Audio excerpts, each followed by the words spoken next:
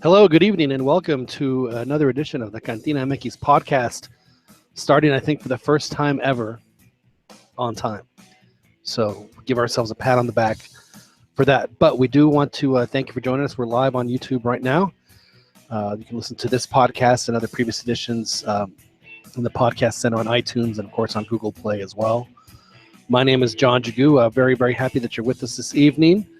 Have with us our usual panel of guests, but they will slowly matriculate on in as we wanted to be sure that we came on time this week and right after the Mexico-Ireland game. We do have with us over in Kyle, Texas, which is about 25 to 30 miles away from me, but it takes like an hour and a half to get there because of traffic and roads.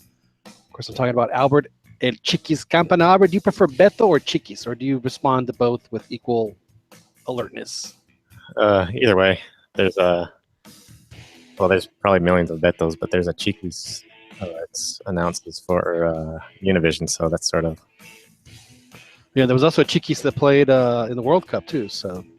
Yeah, so that was the embarrassing. That's the embarrassing Chiquis. No, why is that embarrassing? He had a. We'll talk about that a little bit.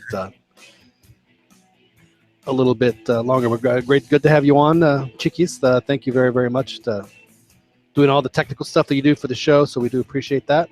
Will there be a number for us to call Chiquis tonight? Yeah, I can set that up here in a minute. All right. So we will have hopefully have a participation for y'all. So please feel free to chat with us on the chat. I need to be better at looking at the chat. I'm always more worried about looking at my board here. So I'll work on that. And, of course, with us again out in Escondido, California, a man who, let's face it, Chiquis enjoys way too many days of low humidity. Of course, we're talking about Daniel Preciado. Dan, how are you? I'm doing good. Fun game. Okay. Glad to have you on with us, Dan. Now, Dan, I was talking to Chiquis before we got on the air. I was in Los Angeles over the weekend. I went to the Mexico-Croatia match, met up with one of our fellow cantineros, Joel. And when we came back from LA and landed in Austin, it was really, really early Monday morning. And we get off the plane and the humidity just it crushes us. It was awful. Demoralizing, huh? It was. I'm not gonna lie, it sucked. And it actually was quite cool while you were here, right? It was 72 degrees. I felt really bad because previous to the my trip out there on the Thursday before we left on Friday, I was working an event at UT. It was the NCAA regional track meet. So it's like the qualifier for the national championship. So they divide the country in half. They have an eastern region and a western region, and Texas, because it has such a great facility. A facility large enough that can handle the amount of athletes hosted about every 3 or 4 years.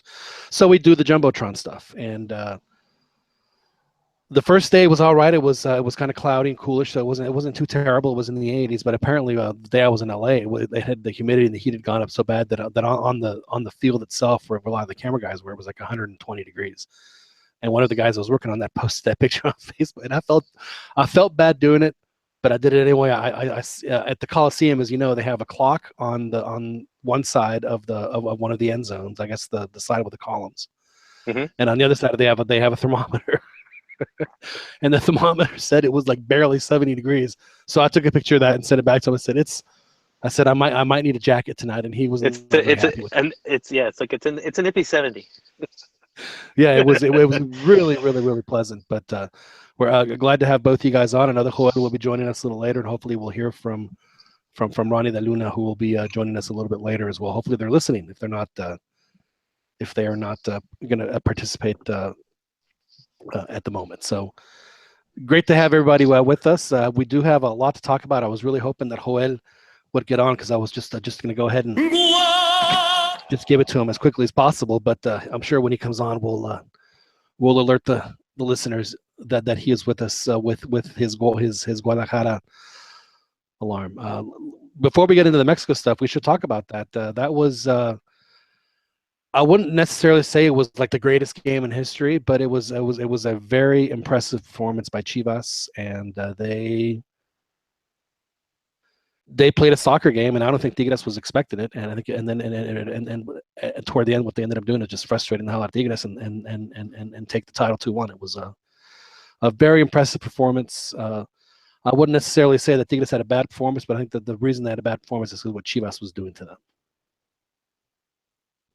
Dan? I'm not. I think a lot of things. Well, I wouldn't disagree. Well, I think I hope so. Chivas played really well. I mean, not to take anything away from them. I definitely deserving winners. I just think that aside of them playing well, I think a lot of things lined up to play along with your comet theme, your celestial theme. The stars aligned, I think, to allow. They had favorable draws for their first two rounds, and then they also had some favorable calls with the referees in the final, and then also with Tigres, I think they have seen more clinical finishing in other games, where I think that's like I said. I mean, you have to have luck to win the championship. So, but I think they had their fair share of it to get to that point. Again, not to devalue what they actually did, because they stopped Tigres, and nobody actually thought that was, even after they managed to tie away. Nobody actually saw that happening. They still managed to. So, kudos to them. I just think that a lot of things really were favorably lined up for them. No, you're right. They didn't have the toughest, at least postseason schedule to get to where they got. I mean, they played Atlas. Not necessarily the strongest team. Certainly not a Monterrey or an America or even a Tigres. No disrespect to the many Atlas fans that listen to the show. And in the semis, Toluca, they were up about a top 4 team. So, but to me, I think the biggest key to Chivas' season more than anything else is that they went through just an absolutely abhorrent amount of injuries, and despite that, they were able to qualify for the Liga in 3rd place. So they were able to maintain their position in the standings. I mean, it afforded them home field the second leg at the Omni Life for every round that they played. And well, I think we talked about part of that going into the season was their depth. They shelled out money. They have a deep team. I mean, and it came in handy because they could have easily seen themselves out of the Liga had they not have someone to at least keep them afloat.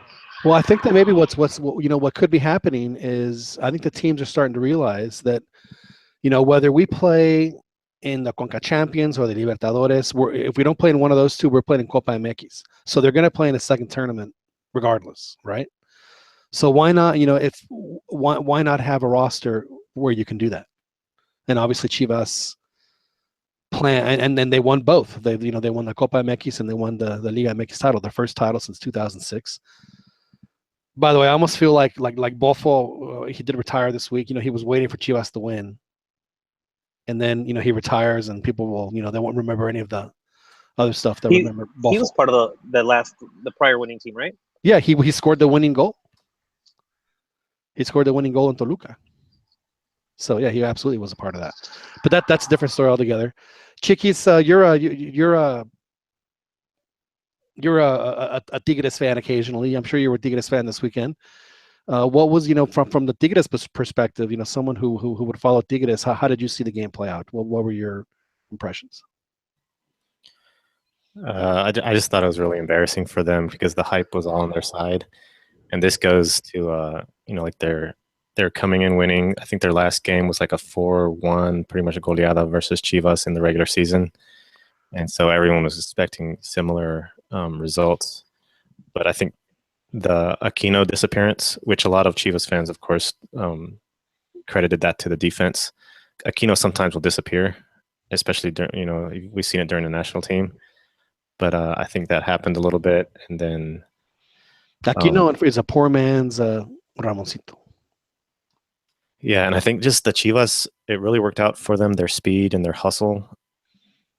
Tigres has one Aquino and like a slow Gignac and a slow Guido and players like that. But Chivas has like 11 Aquinos just running around like crazy all over the place. And that really benefited. There were two things that I noticed right out. First, one of the reasons that Tigres had been doing so well over the past 3 or 4 games and just being a juggernaut. I mean, beating good teams, and beating them handily.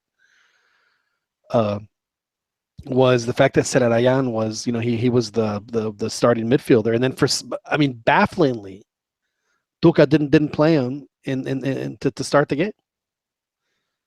I'm not sure why it was Tigres is struggling. He puts this guy in. They go on a rampage, and then he takes him out for the most important game of the season. Just a very, very bizarre decision by Tuca. I didn't get a chance to hear what he had to say about it. Well, they at put the him end of the game. second half though, right?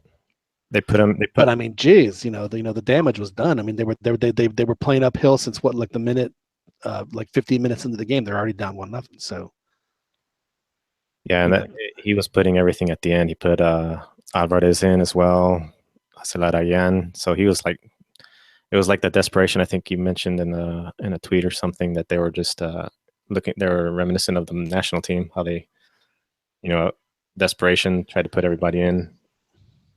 I think it stemmed from the game before, because I think in both matches the referee let the game go quite a bit, let the physical play go on, and it completely got them out of their game. They had zero response for the type of pressure that Chivas, and kudos to them again, man. They managed to put up that effort for nearly 90 minutes in both games. Well, I think what we always talk about guile as a. Some teams just have more of it, and it seems like it's a sport where it is one of the more important intangibles. How much more guile does a team have? And we were almost in agreement last week before the final. We thought that Tigres were the ones that had more of it. Because they were more veteran team. They'd been winning, but it turns out it was the other way around. I mean, and you're absolutely right. They totally took Tigres out of their game. I mean, Gignac was. He was pressing as hard. It reminded me of Chicharito in 2013, just desperately trying to score, and he didn't wear it well at all. And then Tigres did not wear that second half well at all. I know that they ended up getting that tying goal, but they ran out of patience. They were done. And, even in the second leg, they went into that with the wrong mentality. I think they were looking for the penalty the entire game. They were bitching about every single call that didn't go their way. And then, granted, there were things to bitch about, but they're not doing themselves any favors by just relying on that and expecting the calls to go their way. They kind of had to make things happen on their own. And the thing is disappointing is that Sosa. There was contact and he did go down. He didn't sell it. I think if he would have sold it, I think they would have gotten him. He didn't sell it.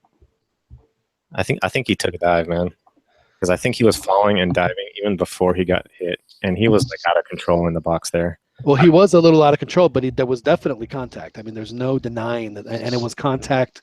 He wasn't dragging his back leg.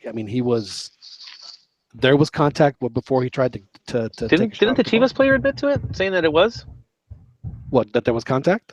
Yeah, I thought there. I could have sworn I read some quote, but maybe I'm wrong.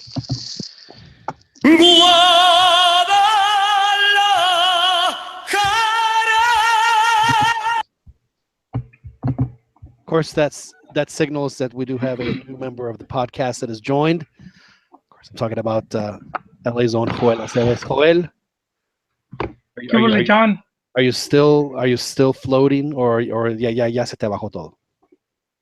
No, I don't really float that much these days, John. Too heavy. Well, I'm not gonna lie. You and I think I'm beating you in the spare tire department. I could. You're still on a compact. I can. I'm close to having a combine spare tire on me. So, but so you do so not even just a little bit, maybe just a little of a. Let me just ask you a question. Did you go to bed with a smile on your face? Oh, that did happen. It's gonna keep happening at least until the start of next season. Well, congratulations, Joel. I know that it was, for the long-suffering Chivas fans. I'm sure it was a great weekend to celebrate for all of you guys, and deservedly so. It was an excellent effort. They didn't. It wasn't handed to them. They went out and got it. And I'm sure, Joel, that you probably changed your mind on a few things as that trophy was being handed out? I did, sir. I did. There was definitely a shift in some of my thoughts regarding El Rebaño. Well, please. Does that mean, are you softening on Vergara as well? No, not Vergara. More on Almeida. Vergara's Vergara, man. He's gonna keep doing what he knows how to do. Same with Higuera. There's a lot of stuff going on back there that we don't know much about. Every now and then you get to hear comments, which I heard one yesterday with La Volpe, and he was talking about the influence that Pelaez had with the squad, but more on that later. So yeah, no, with Almeida, it is obvious that he won over the group. They have a lot of confidence in him, and that's one of the things I did not factor in. Was that he had the ability to keep the squad motivated, because this is a team that could have easily fallen apart. They had about 9 games without being able to win, or 1 win in 9 games, so something like that. But not very promising. They were having a hard time scoring. So yeah, just going into a final, that could be daunting. So for the team to still have that, to be able to have that confidence and play the way they did, it a lot of credit goes to him. They did play a bit of I don't know if you guys saw it. They showed the back room when he's hyping up the team before they go out. No, I didn't get to see it. Was it? Were you inspired? Did you go out and score a hat trick in your pup game? I did feel like going out, but the game had already passed. They showed it like a day later. Was it like William? Like the first time you saw William Wallace speak to his troops in Braveheart? Was it one of those? So I mean, similar. But he was just talking about how their fans were out there and they needed to play for the fans, and everyone needed to sing the national anthem, and he was just letting them know the importance of just, especially playing at home. Now, do you think, or do you agree with some of the commentating? Because I personally found it a little bit cringy on the significance of the victory, on it sending a message to the rest of the league of saying that because of the 9-9 rule, the 10-9, yes, it's going to turn into 9-9. Well, let's talk about that, Joel, and I think the rest was how did we decide that if Chivas was going to compete with this 10-8-9, what was it that they had to do? Well, they had to go out and get the best Mexican players they could get, right? They need the Mexican all-star team, pretty much. They need to get all the they need to get Aquino and Jürgen Damm and anyone else who hasn't gone to Europe on. But you know what? That's part of it. The other part is, giving your players continuity, allowing them to develop, because a lot of clubs are not doing that, and this is something that affected Chivas once they sold Tapatio, which was in the second division, and they were able to have up to 30 players, give or take, and a good core of at least 15 getting a lot of minutes. So when those guys went to first division, they were better prepared, which was the case with the 06 and some of the generations that followed. And I don't mean 06 generation. I mean 06 squad and generations that followed. And then once they got rid of that, and then they were just loaning out players to even if it was or Dorados or Coras, it's like 5 players or 10, but they're not all getting playing time. Some of them play, they're being used scarcely. So I mean, it's a big difference. Now, Joel, before we continue, I do think that you need to just have another little taste.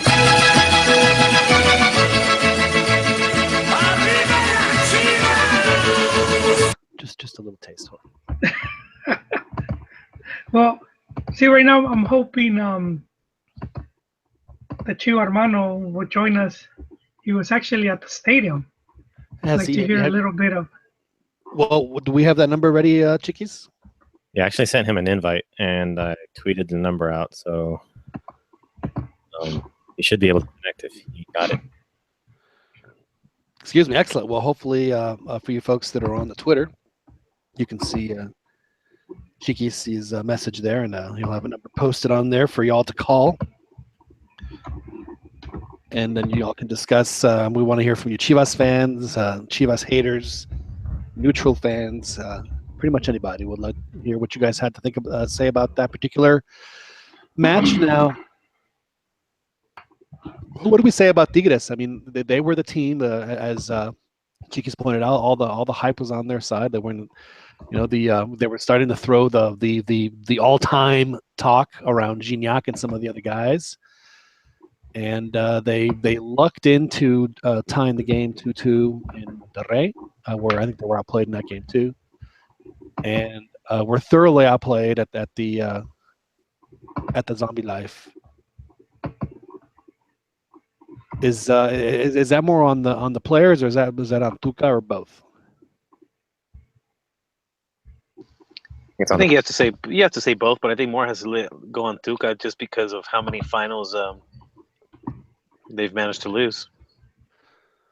Well, I want to jump on that right now, but Tigres has surpassed the Cruz Azuleada. Yeah, but Tigres, well, at least I can lose. Say, they'll win them. Well, they'll win some. They've lost 8 finals since 2000. Tigres or Cruz Azul? Tigres. I think it gets nullified though. You could have 20, but as long as they have that one compared to Cruz Azul's 0. Yeah. Well, the problem with I Cruz think Azul, that's where not that they were losing, it's they were losing in minuto 92. I mean, that's been Cruz Azul's problem. It wasn't that they were losing finals; that they were just it was when they were losing them. And when you get a goalkeeper scoring on you in the last. Yeah, but can we just pretend, drop the pretense? I'm sorry that Moises Munoz scored that goal. That was an autogol.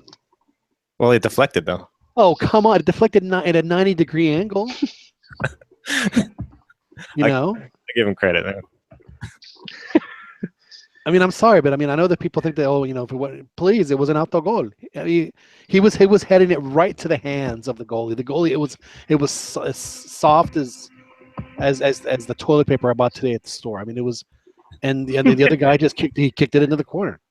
There's no way that was going to be a goal had it traveled without being misdirected. That makes it even more Cruz Azuleada. Oh, of course, yeah. You're absolutely right. It makes it even worse. There's no question. Yeah. But the Americanistas are it was Moises. It wasn't Moises. It was and then that guy goes and plays for Pumas for a few seasons. Actually, he was a pretty decent player. Now, Joel, the more pressing question, Joel, is that we've been here before, as you pointed out, with how their second division team went away. How are they going to be able to keep themselves in the hunt to get another one before 2027? No, I think the squad is young enough. That's another thing. I don't know if you guys talked about this earlier about the age of Chivas squad, because one thing I was hearing about was it's a young team, but the average age of the players that were in the final is 28. So once we start seeing like what their age is individually, then you're not going to see Chivas as being a young team. No. Cota's 29. I don't think 30. Edwin Hernandez 30. Yeah, Pulido's 26. Alani's 28. The youngest is Sorbelin at 21. Salcido 37. So I mean, the average age, give or take, is between 26, 27. It drops a little bit. That's only if you use some of the, when you sub out some of the older players, but the main squad that was just, the main team is about 26, 28. So I think it's a good age where they could follow it up with another campeonato. I think the biggest probably hurdle for them is the attrition that may take that may happen with some of the players perhaps moving on to other teams, to see how those players are replaced. But Dan, I don't see them moving to other teams. Trophy should move, man. In Liga MX, and I don't really see that many offers coming from Europe. Get rid of Chofis to another team. Liga MX is, I would say 2 players. I'd say 2 players probably have a decent shot at going, maybe even this summer. More so Orbelin, I would say. Orbelin, yeah, and especially because of his age, he's 21. But some of the other guys, I mean, your Chivas, you paid about what 17 I think million for Pizarro's been pretty Pizarro. impressive. I think Pizarro's impressive. Yeah, but if you're Chivas and if you paid 17 million for him, even 15, you're not gonna sell him for less just because he's going to Europe. No, absolutely. Right. One, because and not only because you're losing money, but also because you're not gonna find someone to replace him. You're just not.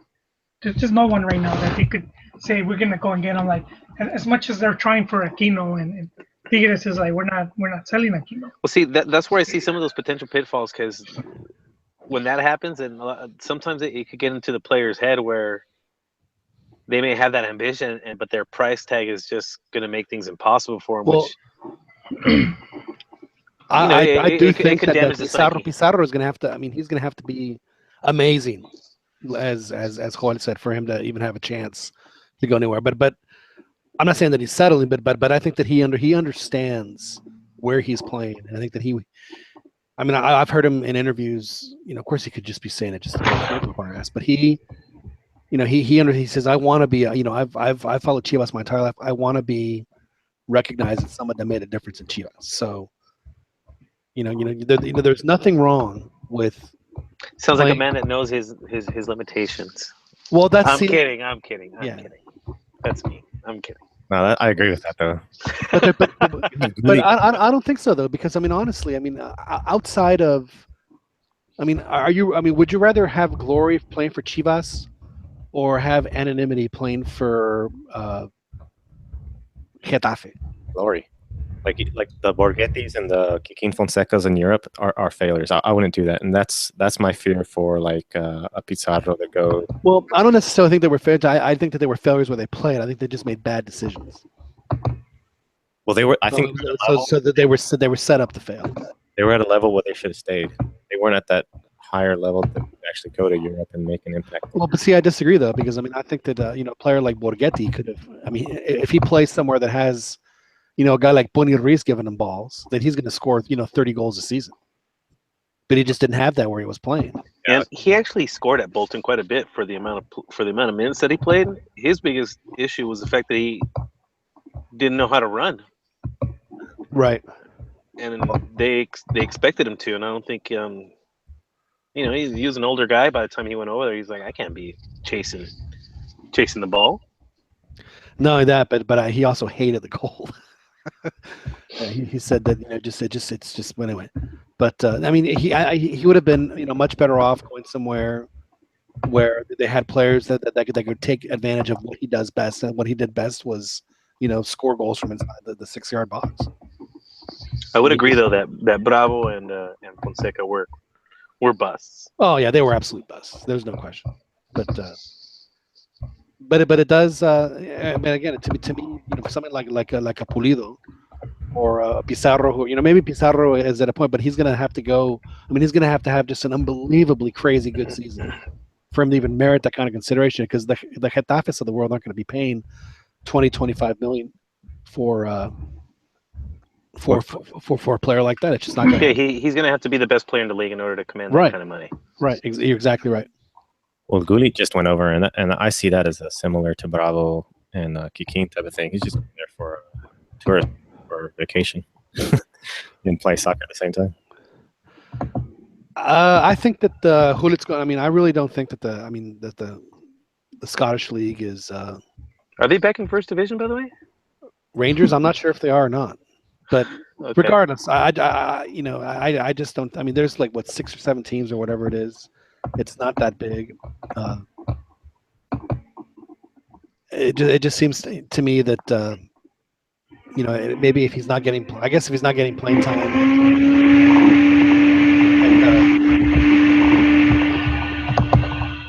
in León or for Chivas or wherever it is that he goes, then maybe this is the best move for him.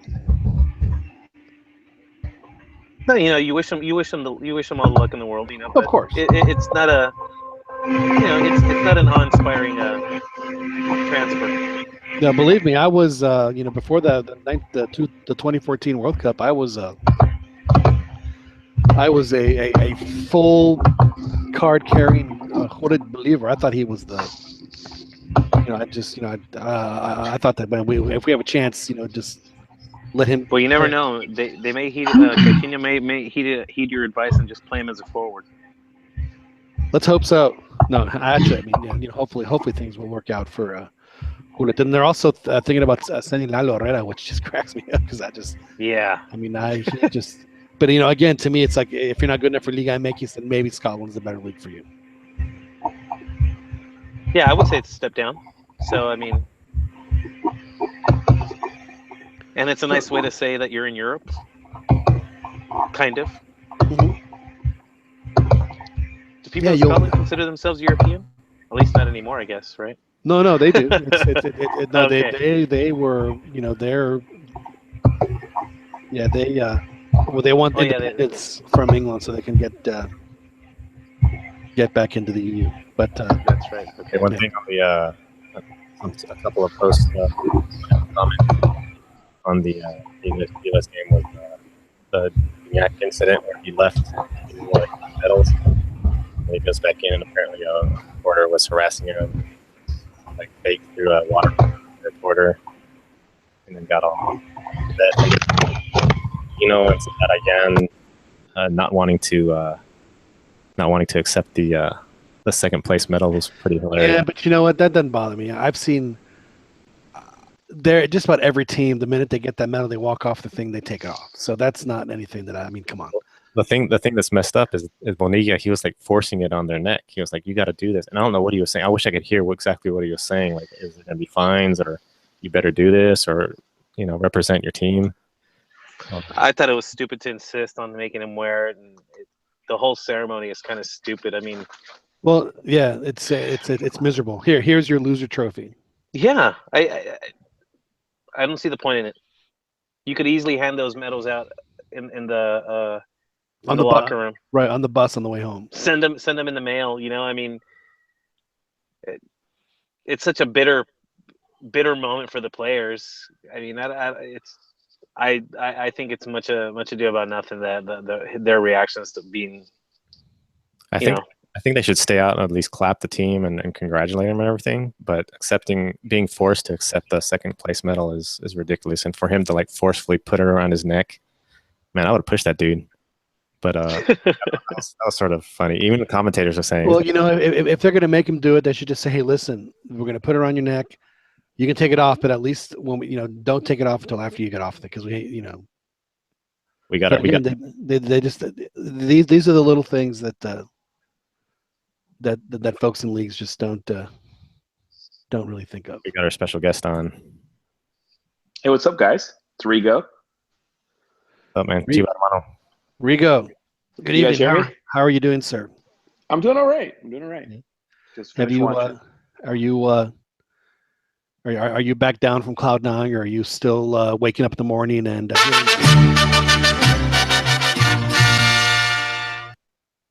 rewatch the highlights every day so far. I am still on cloud nine. Not as bad as I was like Monday or like Sunday night. Were you at Chillon Sunday night? No, I was extremely nervous. Not even when Salcido got it, when he got the trophy and he lifted it up. You didn't have a. I got teary-eyed. I was teary-eyed before the game. I was teary-eyed when Polito scored the second goal. And I was teary-eyed when the ref called the final whistle. But I didn't actually cry. I was too nervous, to be honest. So everybody's like, did you get wasted? Did you get drunk celebrating or before the game, before you went into the game? And I'm like, I couldn't. I just couldn't drink. Like I got there. I showed up to the game like 4 hours early. We were just hanging out because there was just tons of people. So we showed up early, and it really hadn't hit me. We were actually sitting at a table, and Javier Aquino's girlfriend like just pulls up and just sits at the table with us. Was she all decked out in her Tigres gear? She wasn't even in Tigres gear. She was like in regular gear. I didn't even know who she was, but one of my buddies that went with us is a Tigres fan, and he's like, "Oh, that's Javier Aquino's girlfriend," and I'm like, "Why the hell is she chilling out here with like the regular people?" Um, she took pictures with a bunch of the guys I was with, and then a little while later she left. But we're just hanging out outside. There's a ton of stuff going on. I met up with Tom Marshall, who I had met when I went last time. So there was some older players like Misael Espinosa was there. Yeah. What's the hair situation for Misael? It's minimal. It's minimal. Yeah. I mean, it's LeBron has a little bit more. Is he owning it, or is he just No, pretending? he's completely owned it. Completely owned it. All right. So he's reaching. At first, I thought it was Charles Xavier, and then I got closer and I saw that it was Misael Espinosa. What about Bofo? Did you run into Bofo? No, I did not run into Bofo. Oh, he just retired today. Yeah, I know. Joel, did you pour some out for Bofo today? I haven't, but I need to. Are you going to? I think. See, that's what I was telling Dan. Chivas, Bofo picked the perfect time to retire after Chivas victory, because now they'll remember him fondly forever. Yeah, and they asked him earlier on I don't know what ESPN show, and he said that like his greatest memories, most finest memories, was with playing with Chivas and winning the trophy in 2006. But yes, so it didn't actually hit me that I was watching the final until I walked into the stadium, and all of a sudden I'm starting to feel like real weak, like my legs are like really tired. Did you throw up? I almost did. Well, Yeah. I actually had a full-blown panic attack. Really? Yes, and I had never experienced that until afterwards. It's a good thing that Javier Aquino's girlfriend was nearby. I'm sure that she was able to help you out. Well, when Gallito scores the second goal, I jump up to celebrate. I'm yelling, and all of a sudden I get like tunnel vision, and the whole stadium goes quiet, just for me. Oh, so it was just like in Saving Private Ryan. Wow. Yeah, it was just like that. I felt like a real life Mr. Krabs meme. And my legs were starting to like give up, and I kind of held on to the back of my seat, and I sat down. And then I'm telling my friends, I'm like, that whatever just happened to me is fucking crazy. And I remember I was drinking a lot of water. Like I couldn't be like hydrated enough, but I couldn't drink beer. Just very, very nervous the whole game. So could it be that when you realized that Chivas was going to win and they scored that second goal, that you felt a rip in the space-time continuum for like maybe you entered another dimension? That's what it felt like. Yeah. It felt like Deep Space Nine. Like I was like going through a portal. Like right. I could see the portal in front of me, and then I felt like my legs were gonna fall, and so I sat down. Well, there can only be one explanation. I mean, obviously that was the minute that the Chivas Comet made its appearance. That's exactly what it felt like. That's exactly what it felt like. Like there was a portal in the stadium. And then after that, it was just like a waiting game. The first half felt like it took forever. The second half went a lot quicker. But when you're at the stadium, after the regulation time is up, they remove the clock for the stoppage time. So you have no idea, like, although you know that how much time the ref gives, you have no idea when it's over, how many minutes are left. So it's just being a nervous wreck that whole time. There was a guy, another fan next to me, and we're both just looking at each other like, when is he going to end this? When is he going to end this? And finally, the ref blows a whistle, and the whole stadium just erupts. And like, I've just never, I mean, I've been in like, you go downtown to watch a soccer game for whoever it is, and this crowd is crazy. But I had never been in an environment like this, where it's like 50,000 people all rooting for the same team, erupting at the same time. So you haven't been to a U.S.-Mexico final, huh? I'm kidding. No, I have not. No, I have okay. not. But I am going to U.S.-Mexico in 2 weeks in Azteca. Awesome. So that should be a good match as well. But I've never experienced a sporting event like this before, or the euphoria that this brought with it. It's funny you mentioned that about feeling nervous and not really, and I'm not sure how much you celebrated at the end, but I remember when Texas played Michigan in the first Rose Bowl. I went out to do the radio. I was producing the Spanish radio broadcast for UT, and I brought my biggest Texas fan buddy. I said, listen, you just find a way to get to California. You can stay with me, because I know you're gonna somehow you'll manage to get a ticket to the game. I'm not worried about that, but find a way. You can stay, where I'm staying. And so that's what happens. That was Joel, you guys have way too many airports, which I'm very thankful for, but they're too far apart. I spent the entire day going from airport to airport to airport to airport to airport in LA. They're all about 2 hours away from the stadium. Oh man, it was luckily it wasn't the day of the game, but I mean it was just constantly just driving around airports. I had to go to LAX and Burbank and Ontario and Orange County. It was crazy. But anyway, so the game happens. Texas wins at the last second. So it's kind of like what you're describing, because you don't really know if they're going to win or not until they blow the whistle. Last play of the game, the Texas side goes absolutely bananas.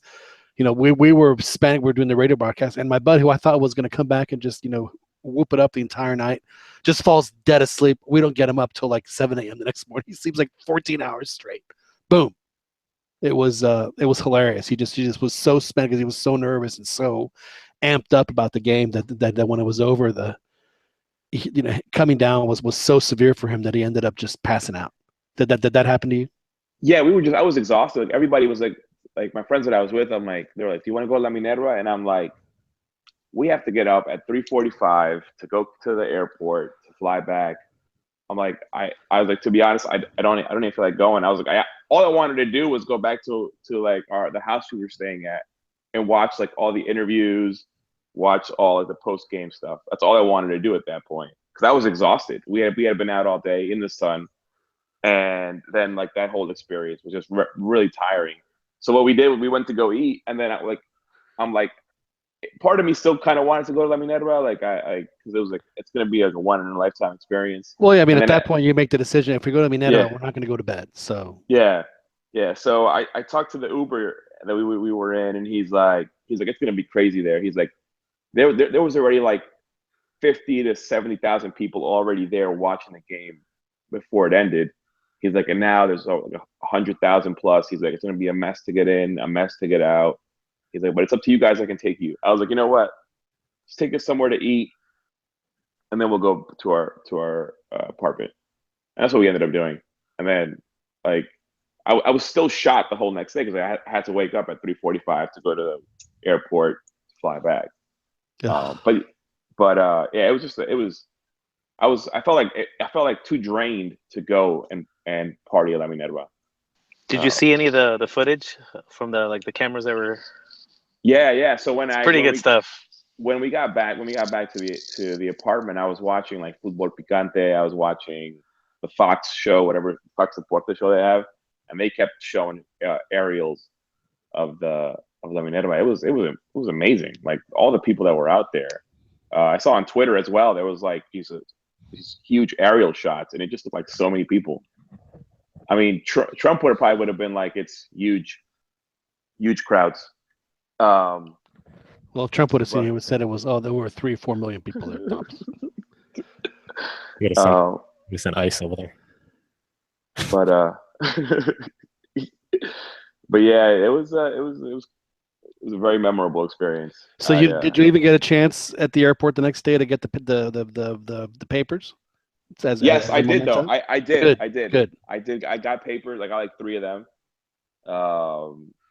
And I'm probably gonna. I was actually looking today on Amazon to buy like some frames so I could frame them with my ticket and all that stuff. So yeah, I remembered because as I got to my gate, I was gonna sit down, and there was like a half ripped newspaper there, like on the seat. Somebody had just left like a half ripped newspaper, and I'm like, oh shit! And I started running around the airport, like, where can I find a newspaper? I had to find them. So. It's always very important to have an actual written record of an accomplishment like that. So glad that you were able to No, it was to get it that. was amazing. I'm gonna have a bunch of videos. I'm putting together like a little article because I write for fmfstateofmind.com. So I'm putting together a little article just on my experience, all the pictures that I took, and just everything that took place that day, the stadium. Well, good. Glad to hear that you had a good experience. And now you're saying you're going to Mexico City for and was it next week, next Sunday? Yeah, next Sunday. I fly next Friday to watch the game. So I'm excited for that. Although I'm not excited. I know they're going to win. I know Mexico's going to win. I'm just not excited for watching Carlos Osorios. So I'm excited for that. Although I'm not excited. There's a delay or something like that. I was wrong. It's because someone just hopped on. Oh, okay. Yeah, I'm not excited to go watch Juan Carlos Osorio's teams play, but I am excited to go watch Mexico. I've never been to Azteca, and now that I've been to Jalisco, I've been to State Chivas. Now I'm going to Azteca. Where are you staying in Mexico City? In Polanco. Yeah, you're gonna want to get there early. that's a bit of It's a far. ways. Yeah, It's far. Yeah, I mean the game's pretty late. I think it's like at 7 or something like that. So we'll probably get there try to get there around 4, just to see what the atmosphere is like outside the stadium before it starts. It's about 10 of us that are going. Yeah, you're gonna want to get there a little earlier than that, or at least leave a little earlier than that. Really? Traffic won't be that bad on a Sunday though. When I went last time, it was during the week. That's true. That's a good point. Yeah, so traffic is always bad in Mexico City. Yeah, but was it for a World Cup qualifying match? it was And against the U.S.? okay. Well, Against the U.S. it was versus Canada. Chiquis, hay niveles, dude. Hay niveles. Yeah, dude. That wrestled me, man. When I'm in indifferent with the Chivas Tigres match, but I was wrestled that guy got his championship. But anyway, How is it getting out of there? Because getting out of the Tigres Chivas match. Well, there's not really parking lots, I would say. I mean, there's some, but not. we parked in someone's garage. Yeah. They rented out. So, Okay. I mean, we were Ubering everywhere. Oh, yeah, that's easy. That'd be bad. But to get out they weren't letting Ubers into the stadium, so we had to walk a mile. right. Well, that's how it's going to be at the Azteca too. Okay. Yeah. We won't walk a mile. We parked. It wasn't a mile away from the stadium, but we parked in someone's house, and it was about half a mile maybe. Okay. An Uber could probably get you a lot closer, not in the stadium, but pretty close. I mean, Uber has a whole station set up outside of Chivas. They have the tent up with a lounge and everything. They weren't allowed to get into the stadium. Well, that's because they're not official sponsors yet. Well, once they're official sponsors, then they'll get that privilege. There's only one road in, one road out, really. So Yeah, the Azteca is not like that. The Azteca is like a spider. It's like the old Astrodome. It just fans out. Mm-hmm. So yeah, it's not. So you will have, but again, there's gonna be 120,000 people down there. So it's twice as much as what fits into the Estadio Chivas. Yeah, I got a coworker who's also going to the game. Aztec Stadium isn't that bad, John. When I was there for the 2005 final between America and Tecos, after the press box, I went down into the pitch area. I just wanted to get some dirt and some grass, get some memento that I was there, and I made it back to my How much hotel. dirt? How much dirt did you get? Just a little can, just like a little vase, type of thing.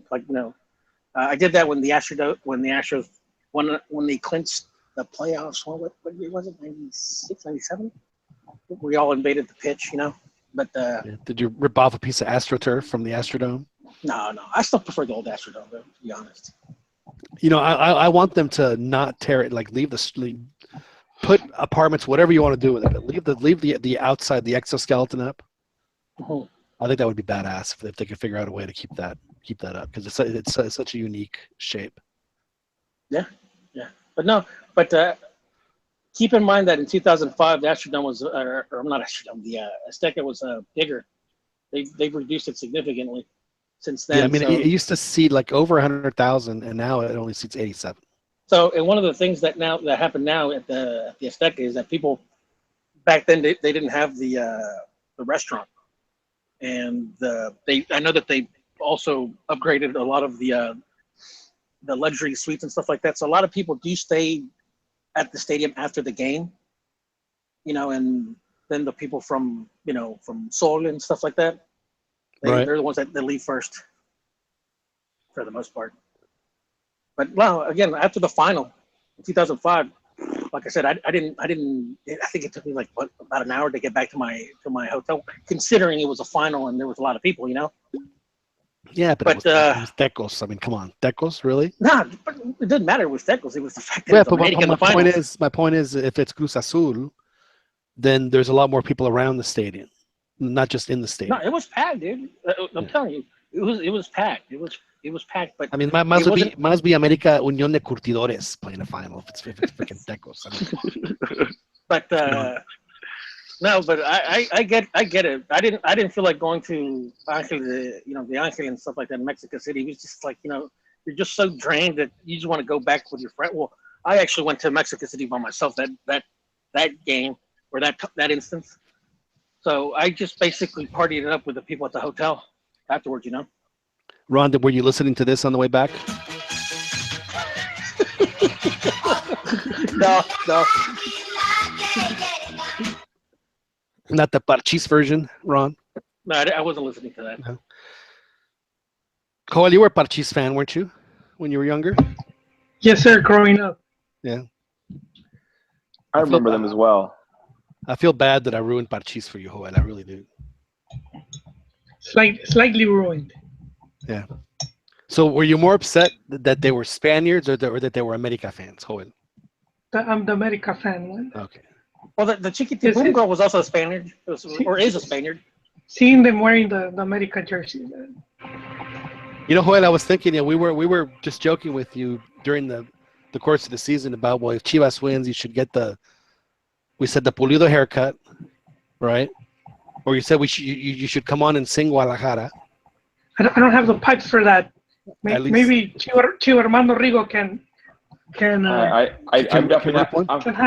I'm definitely not a singer. Can rip one off? No Guadalajara for you. No. And the other one was you could wear the take a picture of you wearing the Fiero headband, but you denied that. So I think it can seem like those are more punishments than rewards, right? So I'm thinking, I'll let you have a drop, whatever drop you want on the show. Just tell me what it is. I'll record it, and I'll make that drop for you. Go ahead. Hey, John. Yes. I have a suggestion. Yes. For a drop. There's a video of a guy who's sitting in a palco, screaming like, "Aquí no es Monterrey, aquí no es Tijuana, aquí es Guadalajara." I don't know if you guys have seen it. I can send it to the account. And it gets me so emotional because I wish I was sitting next to that guy because he's just so full of like pride. I'm looking for it now on Twitter. Put it on the chat here if you see the chat thing. Oh yeah, I'll put it on the chat. Yeah. So Joel and El Chiva Hermano, because there's one thing that tends to happen in Liga Mexico football is that when teams hit success, everybody, at least within the organization, they want to hang the medals, and basically there's a lot of egos start to happen. There's too many egos, and the teams tend to suffer because of it. How long do you see Chivas' success occurring, or like when do you see them kind of like going downhill? Potential meltdown. What's that? Not potential, inevitable. Inevitable meltdown. Well, not inevitable because there's a difference between a cycle, meaning the players, they come up together and then because of age and injuries, a new generation comes in, and that kind of happened with Toluca That's back in the late '90s, early 2000s. Now there's other cases where a team wins, and within a season, 2 seasons, the front office, the people, the front office, they just start fighting amongst themselves. I mean, hell, that even happened to America, way back when. No, keep going, Ron. We're listening. No, so I'm listening. So how, knowing Vergara and knowing his past, what do you see of this team? Like, given, let's say, within the next 2-3 years. Yeah, I give it 2 years. I give 2 it. years. I think in 2 years, Almeida's gone. Not because he's fired. The thing is, I mean, what I hope is that Almeida sets up his predecessor. There's talks about him wanting Salcido to join the coaching staff after he retires. What kind of lessons would he teach? What kind of life lessons would you get from Salcido? I mean, the guy's been everywhere. He's been successful everywhere he's been. No, he's a warrior. He's been a great player. And he used to wash cars. I mean, I think he has more merits to getting a call up than Rafa Marquez, because he still plays at a higher level for a longer period of time on the field. If that's the reason, if you wanted a leader on the national team that's actually going to contribute on the field, Salcido could do it. So do you guys think that Almeida will leave on his terms, or because of the results just aren't there anymore? I think he'll leave on his terms. I think it'll be for one of the national teams, whether it be Argentina or Mexico. Well, I think from what we've seen, they already tried replacing him twice. They did? And yes, sir, and it's on record. Not on record. Well, yeah, actually, one of them is on record. Record mienta, eh? Record mienta. Didn't they have that hashtag? No, but this is an interview. This is an interview with Victor Manuel Vucetich. And he said he was approached, but he didn't want to work because he says Vergara kicked him out of Vergara was one of the dudes that had him kicked out of the national team. So Vucetich did show up to Guadalajara with 5 suitcases full of clothes. This was because, I mean, keep in mind when Almeida had his first full season, the start of the season was rough. So out of the 8 games, he hadn't been able to win any. He only made like 6 points. They had fired Chepo for similar, who had only made 7 points. But the end of the previous season had been just as bad. So I think this guy lost. I think it was Higuera who probably lost confidence. Was one of the two. And but go ahead. Oh, you finish. What? Oh yeah. So that was one of the reasons they brought in Jaime Ordiales, because Jaime Ordiales was working at Querétaro and he was the GM, and he had brought in Vucetich. And so they brought him over to Chivas to try to lure in Vucetich. And once that wasn't available, he wasn't able to do it. So they fired him. They basically fired him. They said, well, we don't need the position anymore. And the other guy was Sampaoli, who said, I was approached, but I didn't want to take the job because because I'm good friends with Almeida and I just couldn't do that. But it was obvious he wasn't going to take it just because Sampaoli wanted, he was waiting for a European offer. And so this was a little bit before they ended up giving Almeida that 5-year contract. What's with the music? There's no mystery. There's no mystery to this, man. This is pretty obvious. Evidence of Higuera just wants a big name. Almeida wants a big enough name, and they wanted a bigger name, just like all the players. No, also because I don't think he had to. But that also sounds a lot like Mexican tabloid soccer news as well. No, but this is actual interviews with. This is an actual interview. But like actual interview. Pio Herrera was on with Sampaoli. Huh? I mean, Sampaoli, I wouldn't think he would lie. I mean, Vucetich, I could see him lying. But Buse has been there long, one of the most successful, and you could tell he was salty that how they kicked. He was still salty about that. I think right now the plan at Chivas is to have Almeida set up a process where there is a predecessor for when he leaves. I think that's going to be part of the process now as well, because they know that it's inevitable that he's going to leave. And well, if he's smart, he'll leave on his own terms. Because I mean, if you think about it, right now with Piojo Herrera in America, he came in with the fans basically wanting him back. I mean, and that's when you have the fans wanting, a coach back. It basically, you can basically almost ride your own ticket for a while, and which I think was, did you guys watch the press conference with Piojo Herrera? When he went back with America conference, because they kept asking him in 2-3 different ways about coming back to America the second time, and they were basically, I don't know what stats the reporters were using, that when coaches go back to the team, it never works out so well. And I'm thinking, are you guys idiots? I mean, Tuca, how many times has Tuca been with Tigres? 2-3 times, and just off the top of my head, what's his name, Carrillo, from the first time he was with America, he was kicking ass, when La Puente was having medical problems, and then the second time around, he went and he won the championship in 2005. So, I mean, I don't know where these guys are getting the stats. Why are we talking about America? I thought we were talking about Chivas. No, I'm just saying. I'm just making the reference that if Almeida's smart, he'll leave on his own terms. So he can come back. So yeah, he can come back. But that means he would have to leave now. No, you would have to just say, I'm out. No, for him to do that, because I think if he's waiting for the national team, Mex national team, he's not getting the Argentina national team being in Mexico.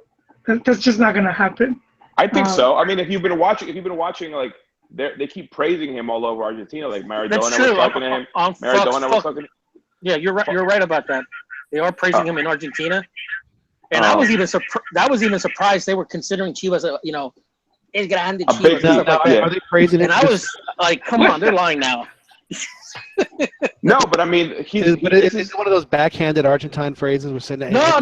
They were genuinely praising Almeida and talking about Chivas being in a positive way. Big team. But if we look at the coaches they have, like a Gallardo, a Simeone, there's a few others that are going to be rated above. But you wouldn't take a Simeone to coach Messi. Why would you put a defensive coach to coach? First of all, a team that's very deficient on defense, and very stacked up top. You'd want a coach that's good offensively. The problem with Argentina is they're like Derek and the Dominoes. There are too many guitarists on that team. But the thing is with too many good guitarists. Joel, keep in mind that the old guard, a lot of the old guard from the old AFA, they're dead or they're no longer around. Well, they must have So the newer guys that are with AFA and stuff like that, they think well of the Mexican league and No, I agree. I just don't think they put it above their own league. So whatever hot stuff they have right now, that's the first option. Yeah, the thing if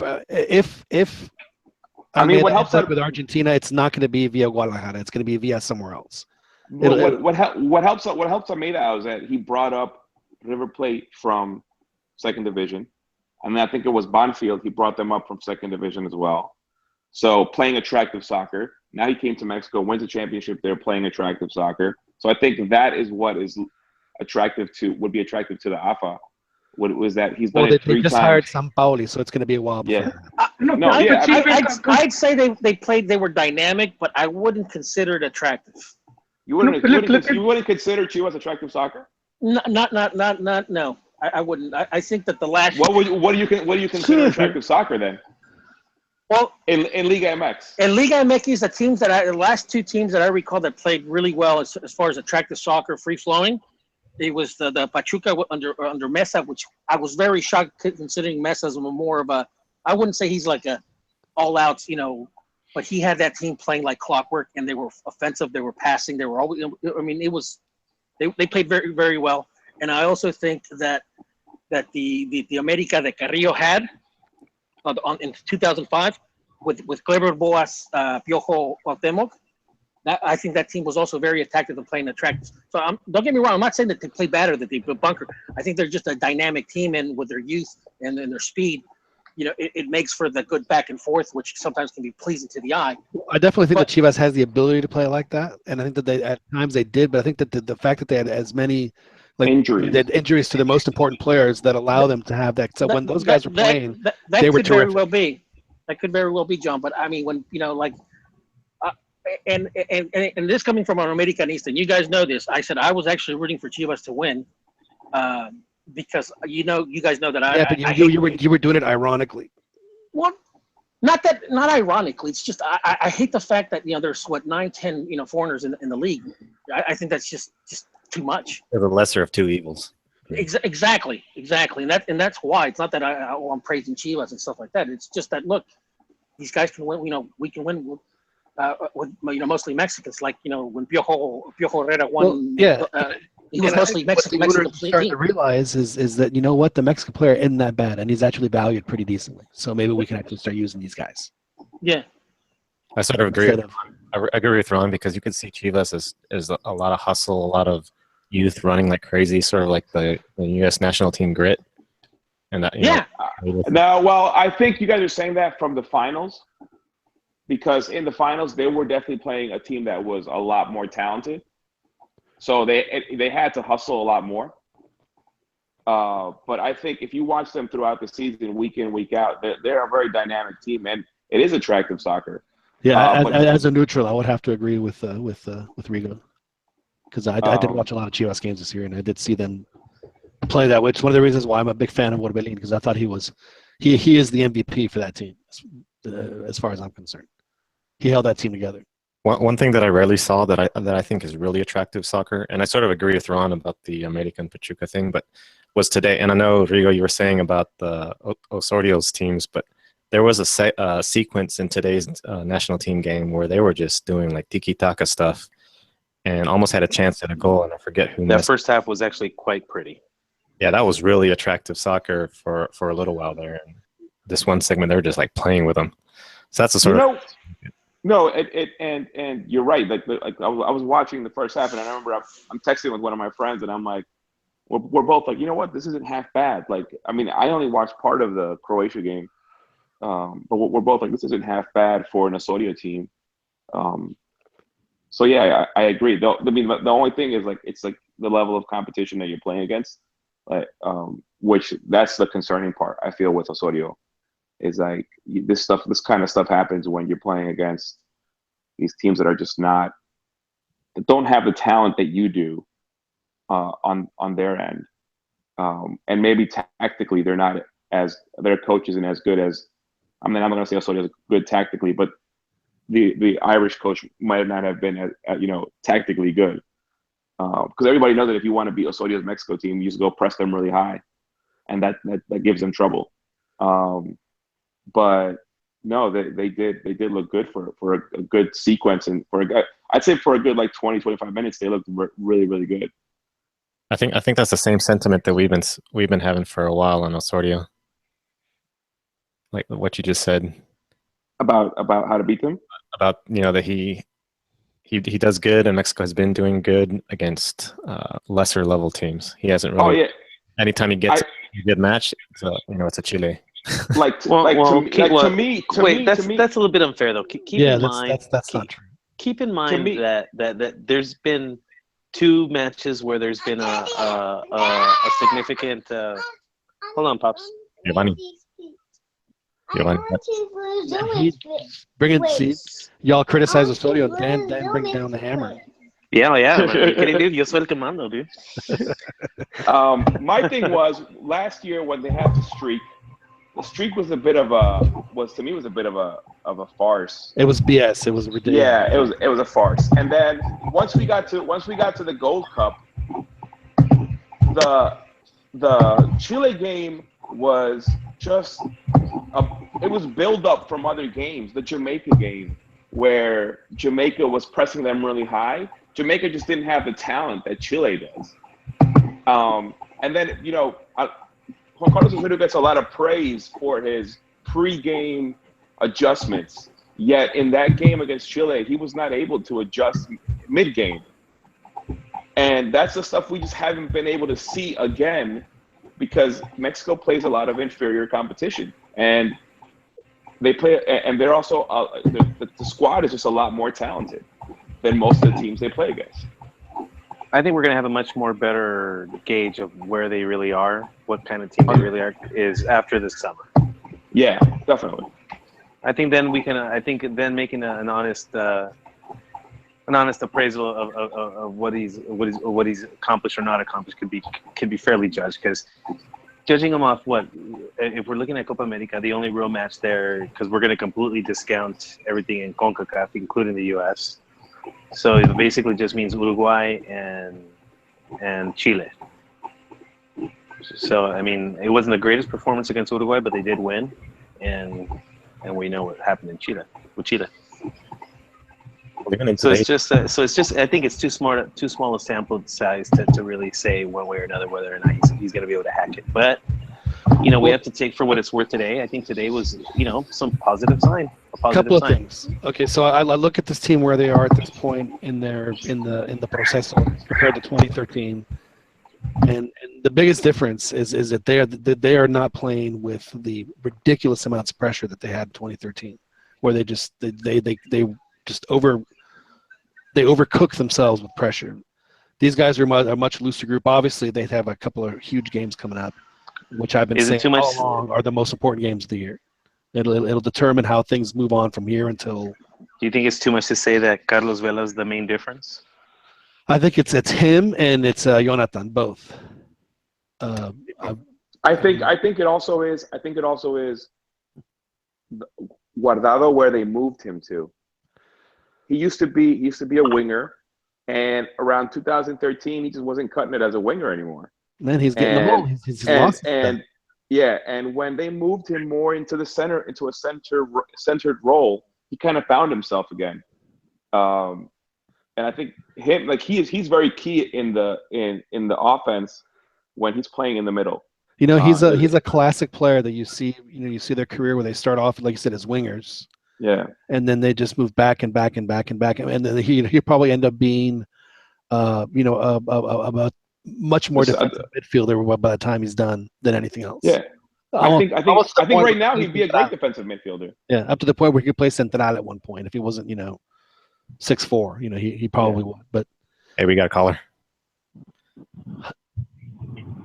Shut your mouth. We have a caller. Who's on the line? Who's graced us with their presence this evening? Thank you very much. This is Ray from Milwaukee. Ray from Milwaukee. First time, long time. What I don't understand is why are they choosing to play these friendlies across country?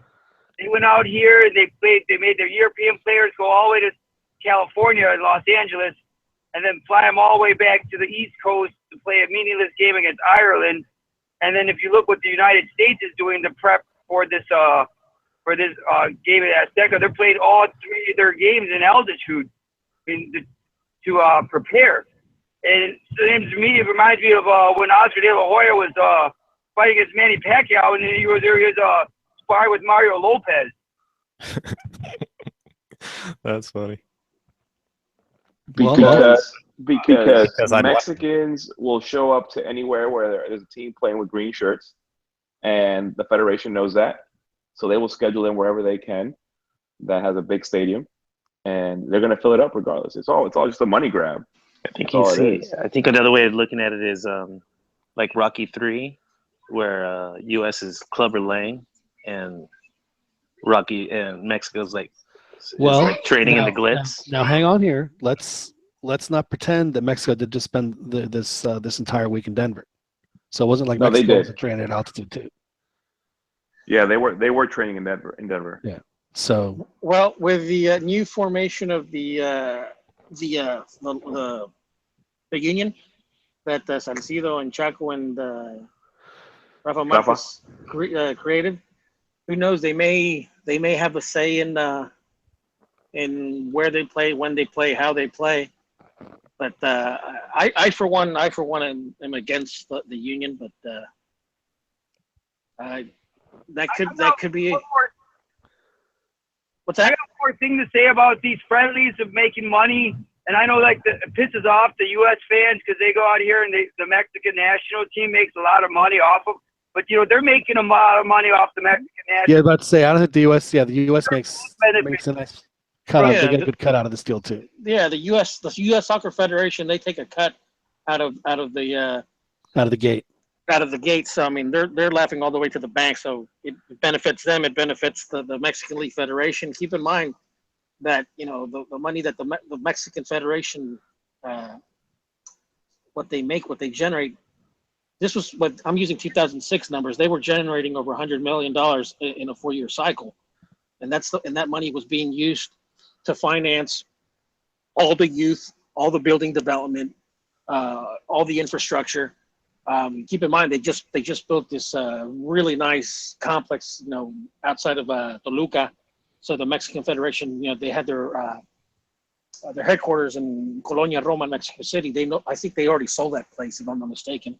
And they have you guys seen that new installation over there in Toluca, guys? What is it out? Is it out towards Santa Fe or like out just past Santa Fe? Is it like way out? No, it's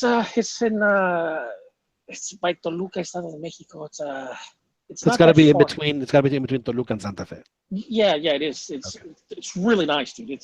Well, that's where Mexico City has migrated. Yeah.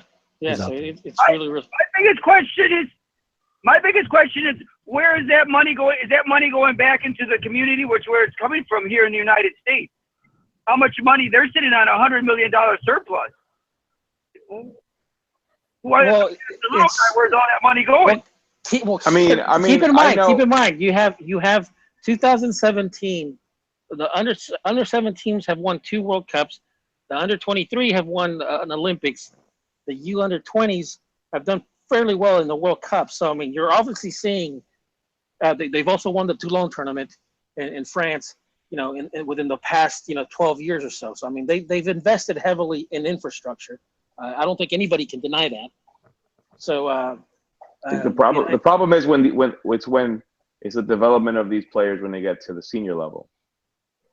But but they've been consistent. They've been consistent. No other, with the exception of Brazil, and with the exception of Brazil and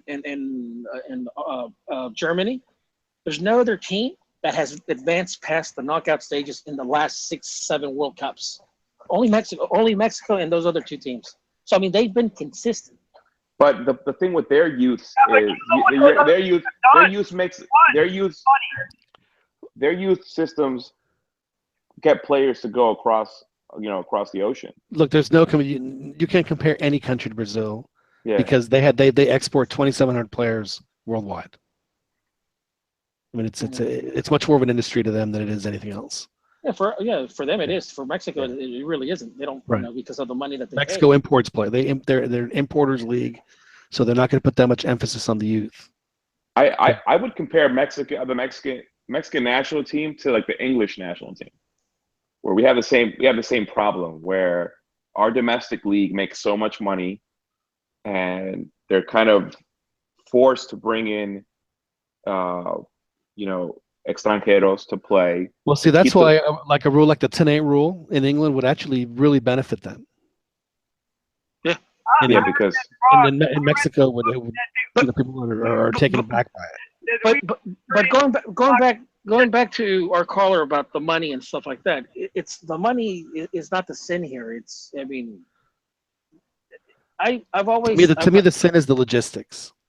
Don't fly across the country. But to their credit, they did spend the week in Denver, which frankly shocked me. That's something that they've that they rarely do. So y'all can fault Osorio for a lot of stuff, and granted he has earned a lot of the criticism that he's received, but the dude plans really well, and that's half the battle with Mexico, almost 3/4 of it. No, I think I think part of the other thing is, like, besides the logistics, it's just the competition that they play. Which today I read they cannot help that. Today I read that they were trying to plan to take more like trips to Europe and Asia. I don't know if they really have a market for over there for themselves. Well, yeah, but the other teams have a market. I mean, they go to Korea or to Thailand. I mean, Thailand is one of those countries that very passionate, but their national team just hasn't really gotten anywhere. So, I mean, I could see that would. And let's face it, over the next few years, chances are pretty high that they may not be as welcome in this country as they have been in the past. So I'm sure that's part of the reason why they're looking elsewhere too. Can I say one more thing about the league? I mean, about the final before I hang up? You can say just one more thing. Just if you go on a tangent, we're gonna cut you off. I've been waiting for a decade to win a championship now, being a Chivas fan. And one of the biggest criticisms that I got from Mexican fans and non-Mexican fans is that they told me that they could no longer win with the Mexican-only policy. And that victory proved them wrong. Thank you, guys. Good night. But did you know did you guys hear about FIFA looking into a possible fixing between Chivas and Tigres? No. In fact, I think I saw it on Twitter, if I'm not mistaken. So it's got to be true. Oh yeah, I mean, sure it was a Americanista Twitter. No. Where did I see it? Let me see. FIFA. So Ron, you've inserted America and you've shit on Chivas once. Do you have another jab before we change subjects? Well, actually, yes, I do.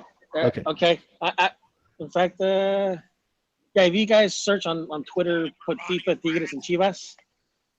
I'll say FIFA Investiga. That's what they call it. You guys know what's funny? I was in Guadalajara. I was in the Mercado on Saturday, and I walked into the bathroom, and I walk into the stall, take a whiz. So I'm just taking my whiz, and all of a sudden, there's guys out there talking about la final. No, que ya está arreglada, que se la van a dar a Chivas, que ya viste cómo quedó el otro partido, que nomás era por pura emoción. And in my head, I'm like, you guys watching the game, like, why would they? I don't understand what the reasoning. You create a 10-8 rule to bring in all these foreigners, but you want to give it to the team that is all Mexican. Or, I mean, it just sounds silly. I get it that, the Mexican League has a history of doing shady shit, but I just thought it was hilarious that these guys were in the bathroom discussing how the finals were already fixed on Saturday before the game. Did you interject anything, or were you just No, but I was innocent bystander? I was an innocent bystander. I wasn't gonna. All right. Comment on their. I don't buy that because look at what happened. Gignac got all mad. He almost fought with the press, and then he tweets this thing crying about how he's going to leave Liga MX because of the press. He's just becoming a whiner, and Liga MX needs him to bring. But I mean, honestly, would you guys ever, as members of the fourth estate, if you're standing there watching a game, a guy just loses the final, and are you going to give him shit? No, that guy was crying. But for him to be crying about it, I agree with that. But it's like the. I can understand Guignac's point of view. I mean, one of the things that when you're a press and don't become part of the story. I mean, if you ask the dude once and he just doesn't want to deal with you, just let it be. I know that they also have a job to do, the press, but it's like, dude, don't become part of the story. Yeah, but there's a time and a place for it. That's why they have official zones for that. I mean, don't become part of the story. Don't go chasing Gignac because he said something nasty to you. I mean, it's ridiculous. But one of the things that did piss me off about Gignac, and this goes back from last season's final, like, one of the things that really, really pissed me off was that, granted, the officiating was bad for both teams. But, dude, I mean, the way, like, keep in mind, Gignac was the same way in last season's final with America provoking and stuff like that, and not a thing, nothing. I mean, has that been Arroyo? Has that been, like, who was it? Who's the player that pushed what's the name, Pulido, and then Pulido responded by pushing that dude. I mean, the goalie, Nahuel. Yeah. I mean, Nahuel. I mean, it's like it's like they always and I'm not trying to take this back to America, but they always every time America plays these type of games, it's always to disadvantage of American. Like, I mean, I just couldn't believe what the players were getting away with, both for Tigres and Chivas. And it's like, I mean, that's kind of like the thing that was pissing me off about the game. You know what? When I was watching the game, Ron, because it was not normal behavior for them. When the behavior is constant, if a ref knows if a team's going to act up, he's going to be ready for it. And those teams weren't known for acting up. Gignac was acting Dude, the same Gignac way. is untouchable. And then Pulido pushing that dude. Has that been Arroyo? Has that been Darwin Quinteros? Dude, that's an automatic red. Hell, dude, you know what Gignac has? What does Gignac have to do to get a red card? Goltz got thrown out of the goddamn game. Right. What would Gignac have to do to get a red card? He would have to grab the ref's head and smash his knee into it. I mean, that's the only way he's getting a red card. I mean, he should have got a red card that game. Should have got a red card. Again, the only way Gignac is going to get a red card is if he cold cocks the ref. He's European. He can get away with what he's there. He's the league superstar. He can get away with whatever he wants right now. And I'm not saying he takes advantage of it, but they're not gonna red card him for that. I need Vélez. Exactly. We got a phone caller. And like I just one of the things that I found funny was like the Tigres players complaining, and I'm like, dude, did you guys forget about last? Yes, they did because they won. What's that? Yeah. And then, I mean, just in that game, there was a ton of fouls that the ref could have easily given yellows, double yellows, and the ref just wasn't calling them. No, I do have a question for both of you. That Chivas, the penalty. I mean, it's like I remember vividly in 2005 when America played Tecos in the final, and there was a controversial call. I'm just saying. To cut you off, dude. In 5 seconds after that happened. In fact, I'm going to look it up and I'm going to post it. 5 seconds after that play happened, what's his name? Marin. Dude, I'm running out of America. I'm like, oh my God. It goes, the final is ruined now. The final is ruined. Said that on live TV, dude. And I'm like, what the fuck, dude? It's like, the officiating pisses me off. And you guys know this, I just, it bothers me. It bothers me. Hey, we got a caller. Yeah. Gee, see, Ron, you went on your. See, I feel that that's. Yes, that was actually a Ronnie's rant. I played the rant. I played the wrong rant. It was my rant. Who is on the line? I don't know what we're yelling about. Who's on the line with us? Rafa from Dallas. Rafa. Now, Rafa, you're from the Ciudad de Dallas, right? Yep, Oak Cliff. But yo, Rafa, when you're talking to your friends, do you say, voy para la Ciudad de Dallas, right?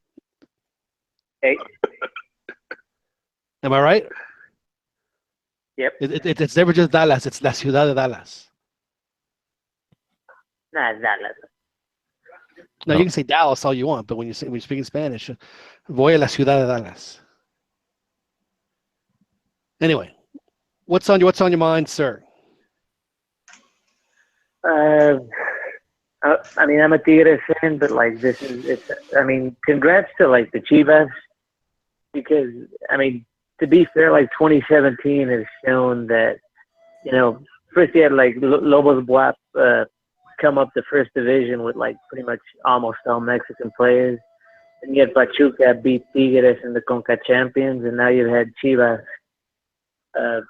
beat Tigres, which just shows, hey, Mexican players still have it, despite what all the naysayers say.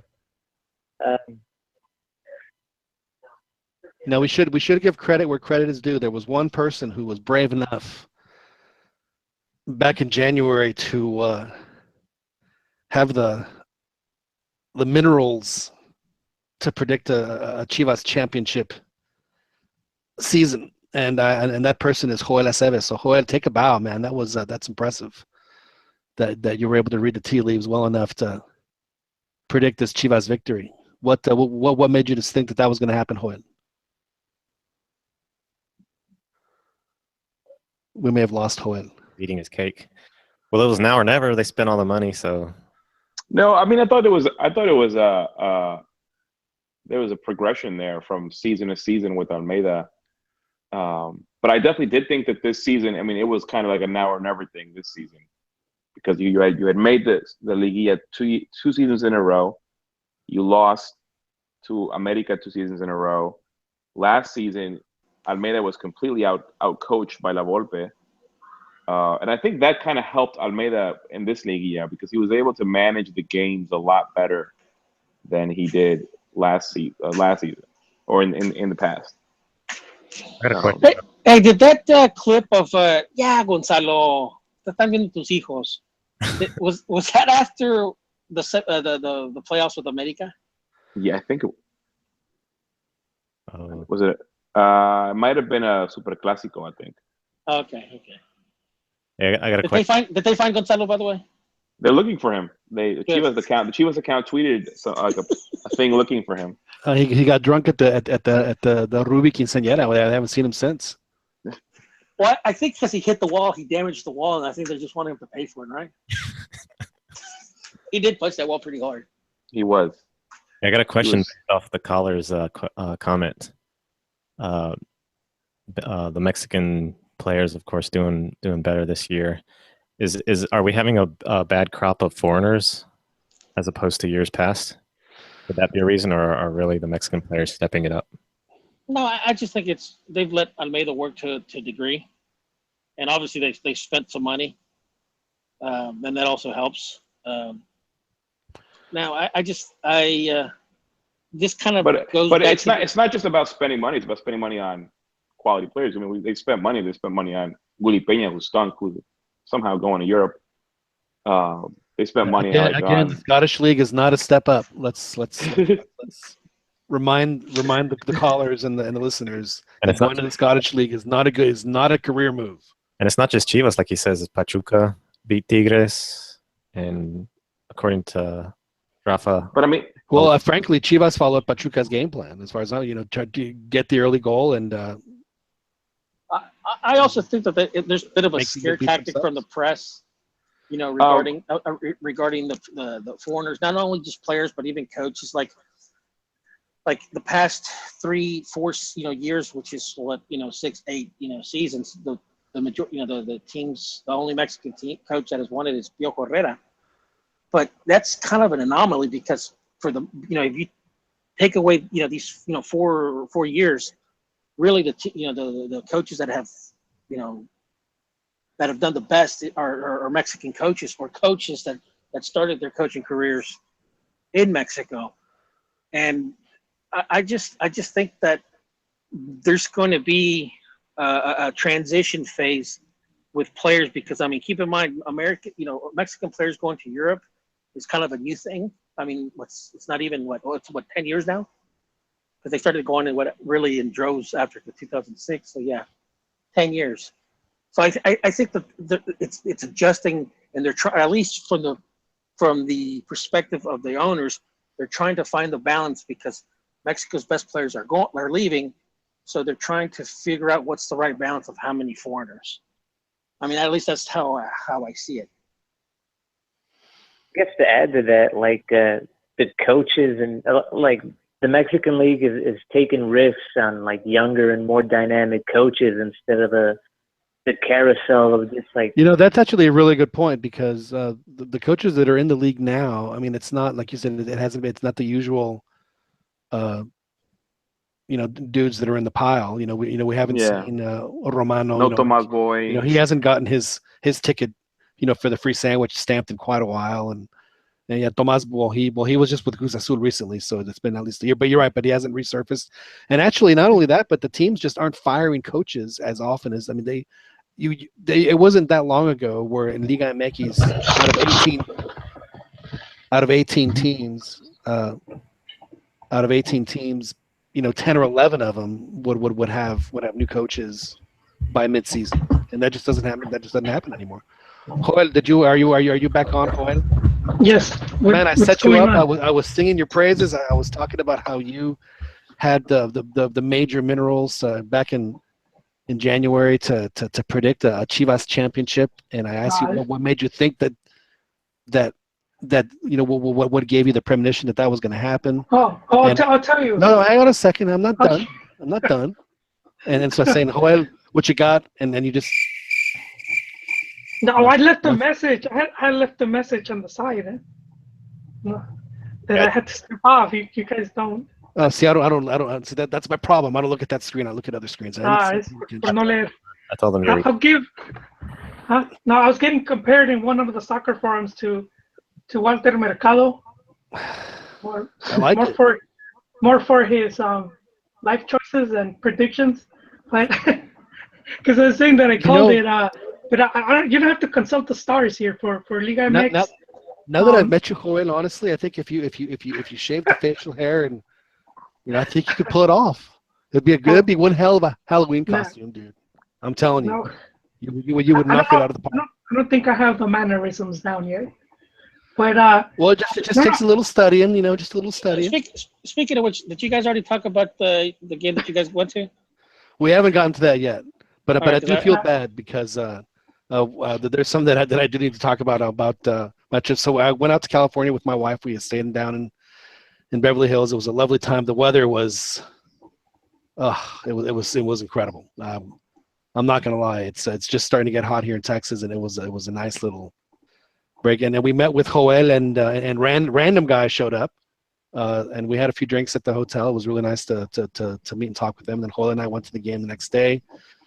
We covered the game. The stadium is interesting. There's a lot of smoke blowing into the stands from the stands up into the press box that is not what one is accustomed to smelling at a sporting event.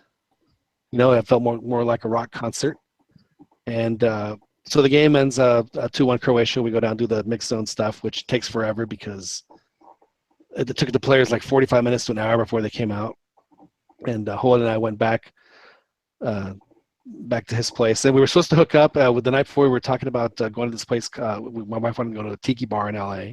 And I said, I got this great place. It's called the Tiki Thai.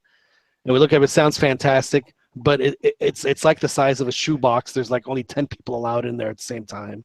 So there's this massive line just to get into a bar. And my wife and I are like, man, we're not going to do this. So we ditched Joel. I felt terrible. We ditched you. I feel awful. I feel awful. They don't have a Rita's bar over there, do they? No, I'm sure they do. But it was. John, el fútbol como la vida da revanchas. That's right. I'm sure we'll get another chance to go. Yeah. So did you like the setup over there, John? Covering your first game over there? I was at the Coliseum. Yeah. Well, I don't think the Coliseum, unfortunately, is set up for a modern media coverage because the mixed zone was in the bus tunnel, and on Carlos Osorio's press conference, there were like 10 seats, and it was at the bottom of the bus tunnel to get into the stadium. And it was. I mean, obviously, the stands are huge, but as far as like the infrastructure, and I can promise you that stadium is not wired. So when the TV trucks come, they have to run. Although maybe now that it's an NFL stadium, it might be a little different. They probably have to run a lot of cable, and that's never fun, and especially for a game like that where there's Televisa cameras and there's Fox cameras and there's Univision camera. So there's a lot of cameras there. In fact, I pointed out to Joel some of the camera positions. And Joel, how big was the scaffolding those cameras were on? I don't know, man. It looks like Fear Factor type of stuff. Yeah, exactly. I'm sure they were stable because they would never do anything because those cameras are really heavy. But yeah, I mean, it looked like, but it was. But the guy had plenty of security around him. There were actually, and this surprised me, Joel, and we didn't talk about this Saturday, but there were a very nice number of Croatians in the stands. It was actually their first game ever in North America. So the Croatians that live here obviously made an effort to come to the game, and we can't forget mentioning that we actually stayed at the same hotel where Croatia was staying over in Century City.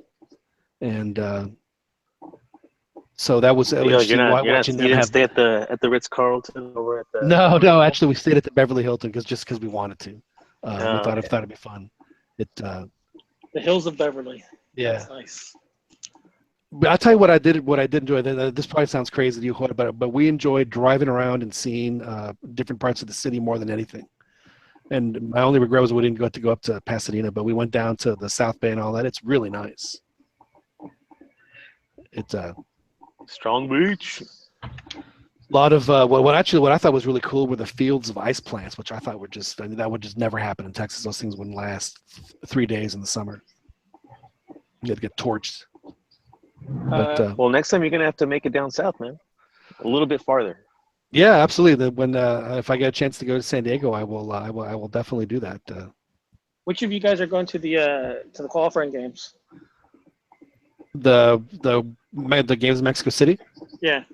I know I can't because I have work on those days. But I think Chiquis, you were thinking about going, weren't you?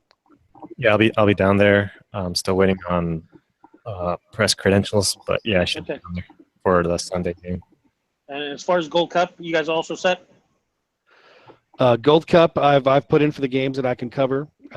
So it's just a matter of hearing from the organization, which I don't think will be a problem. And it's not looking good for me.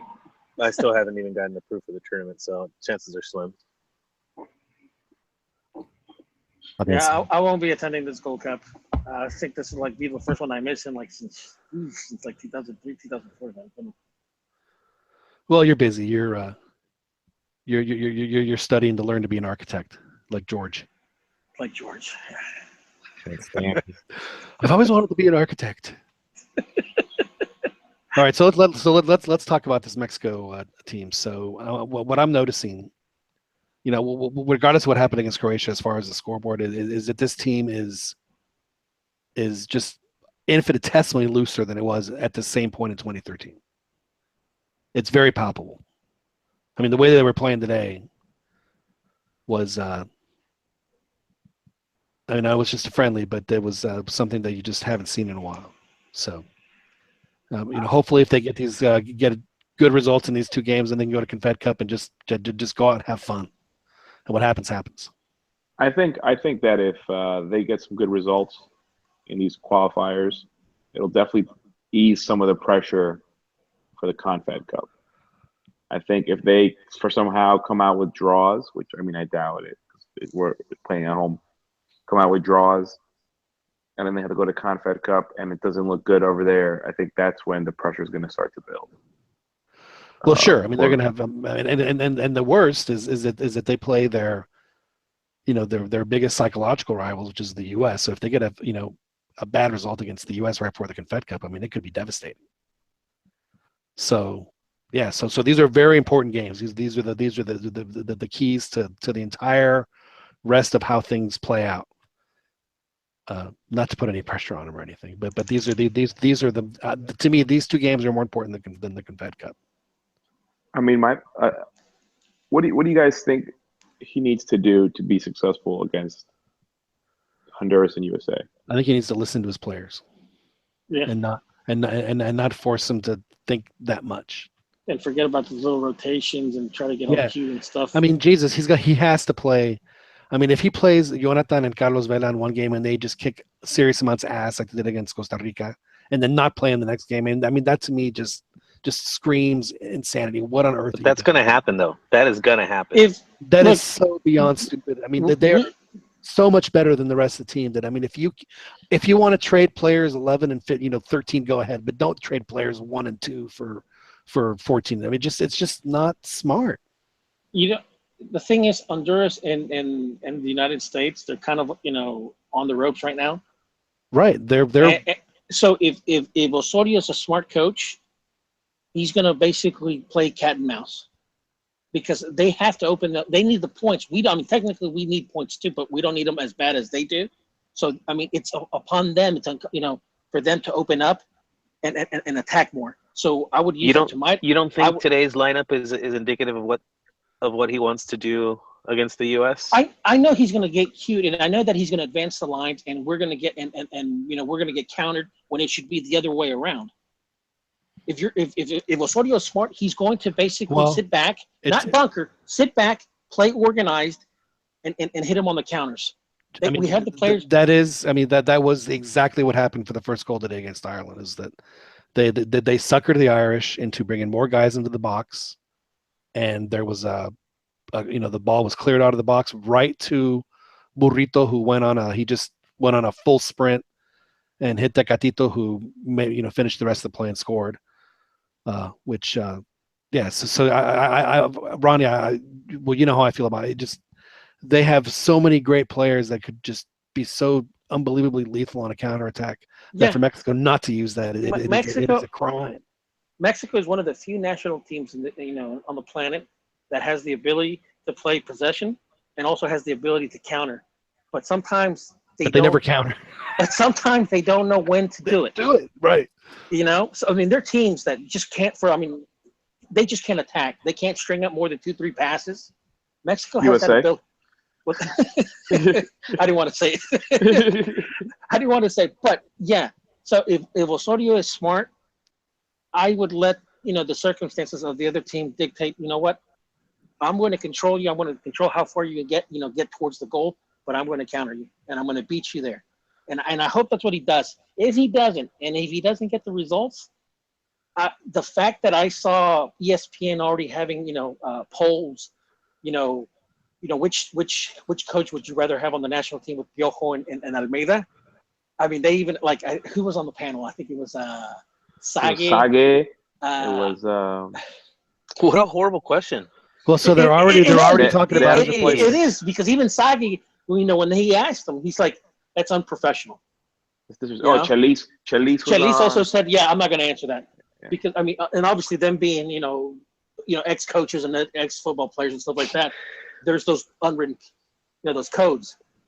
But that's obviously on Twitter, on Facebook, and stuff like that. I mean, you're already hearing people already calling Almeida up to the national team. So if Osorio doesn't do well, I think the wagons are going to start circling. The wagons are going to start circling. Well, I mean, that's another thing we've talked about is that Osorio. He is on borrowed time and any bad results, and they have as you pointed out. There are a handful of capable coaches that can come in and do so. Again, to me, that's why these two games are important, because if he gets 4 points, then he can have a bad Confed Cup and still keep a job. If he gets anything less than 4 points, then he's going to have a really good Confed Cup. He's going to have to get the 3 points against the U.S.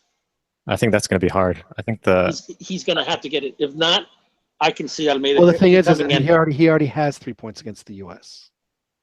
Yeah, that's true. I think the U.S. game though this time. Dude, you're forgetting Mexico's kryptonite. Samson, or not Samson. Bruce Arena. That's what I'm about to say. Bruce Arena. And he's a good coach, man. I'm not saying I don't deny that. I've always thought Bruce Arena was a good coach. And not good then because he's far and away their most successful coach. They're playing the Azteca too. He could just bunker. He could just deal with a tie and just bunker the whole time. Wait until the second half when Azteca. If they get a result against Trinidad and Tobago, they know their position is precarious in the qualifiers, and they'll be happy with 4 points. Yeah, and if he gets here's the thing. If they can beat Honduras, they'll have 13 points. That means that they could, for all practical purposes, qualify for the World Cup by beating the U.S. I have to look at the math, but I'm pretty sure that it would put them either qualify for the 4th place or qualify them outright. So that's going to be something that's going to be worth playing for against the U.S. So I could certainly see them being a little. And again, it's against the U.S. And remember, the last time they played them there, they haven't beaten the U.S. in the Estadio Azteca since 2009. So let's not forget that. So for you guys that are thinking that it's going to be an easy win, it's never an easy win anymore, and it hasn't happened for 8 years. If he can play to a tie in the second half and just wait for the Azteca fans to turn on the Mexican team, that could put it in dangerous waters for Mexico. Although, to be honest, Honduras has a better record, I want to say, in the past 7 years than the U.S. does against Mexico. Not in the Azteca. And I think in their current state right now, the U.S. That's one of the definitely back on. I think the U.S. is back to where back to their general level, I think they're going to be a really tough game. Yeah, I mean it's Very tough game. There's no Tougher question. than Honduras. Yeah, so again, to get the points against Honduras, and then that'll take the pressure off the U.S. game that much more. But if they get tied against Honduras, then yeah, they're going to have to get 3 points against the U.S. And that's going to change the dynamic of that game as well. But we'll see what happens. So based on what you guys have seen, and again, I know we're going to see these ridiculous rotations, but there seems to be a pretty clear indication of who Mexico, who has the talent level among the players. And, there's about 4 or 5 really, really great players. And then there's some guys that are going to probably be interchangeable. My question is, are we going to see those 5 players on the field at the same time constantly, or is he going to be interchanging them with other guys? I mean, there's no way you can bring in a Gallardo for Carlos Vela from one game to the next. I mean, he's not that crazy, is he? I think he is that crazy. I think he is that crazy as well. I don't think you see the same guys all the time. That is insane. Well, Chucky didn't play. And I hope he doesn't play anymore. Yeah, Chucky. He's Chucky, Diego Reyes, Hector Herrera. They can all leave the national team and not come back because they're just. I mean, Chucky and Diego Reyes have just not shown anything when they've been called to the national team. Herrera, he's already peaked, and he's just not playing well. He hasn't played well since 2014. And I think it's just a changing of the guard now. I really like Burrito today. I thought he played in the midfield really, really well. I'd like to see more of him. I think a midfield of him, Orbelin, and Guardado would be great. Was Burrito, was that the same Jorge Hernandez that played with Giovanni and those guys in the U20? Or is it a different guy? I'm not sure. Because there was a contención named Jorge Hernandez that played on that team, but he had like a buzz cut. He had the Johnny Unitas haircut. And this guy obviously doesn't have it. This guy has the Joel. But yeah, I think he might have. Herrera should be gone. I agree with that. But Chucky, I don't see that happening. I mean, it's not going to happen because he's really young. But I think it's premature to call it on any of them, even Herrera as well. He put in a pretty good shift today. I think we're a little overly harsh. I think we judge him mostly on his errant passes that clearly put the team in terrible positions defensively. But he does a lot of work defensively as well. And then when he's on, I mean, there's very few players that are as good as him when he's on. I think the team is potentially much better with him than without him. The thing is, he hasn't been on since the World Cup. Well, the big difference here is that there's somebody that can replace him. Without any problem. And that's Jonathan. Now, if you notice, Herrera is the only player that played both games, and he played almost the entire. I guess he was finally subbed out here in the second half, but he was the only one that played both of folks in the midfield. So that tells you that he's trying to come out of a slump. He's probably going to start because of he plays in Europe. He has some hierarchy. But there are guys. You don't think he should start? No, I don't. I mean, you could start Orbelin, you could start Jonathan, you could start Guardado, Molina. Because if you play with Molina as center defensive, you can't play with Molina. He just can't. He can't. No, but if he plays with him as center defensive midfielder, then he could play with Guardado and Jonathan in front because he plays the 4-3-3. Now here's the killer. So Dueñas is looking more and more like he's not going to be part of the plans this summer. He kind of hosed himself. Are you okay with that, Beto? What happened? He had personal issues or something? Yeah, he. No, apparently, this is all of him. This is all alleged, of course. This is all. They showed it. They showed it on Línea de Cuatro. They showed the video? Yes. So that there's video of this? Yes. Oh. I think he was with the Wiley Temptress. It's not, but the thing is, the video isn't 100% clear. Like, I'm not totally sure it's him.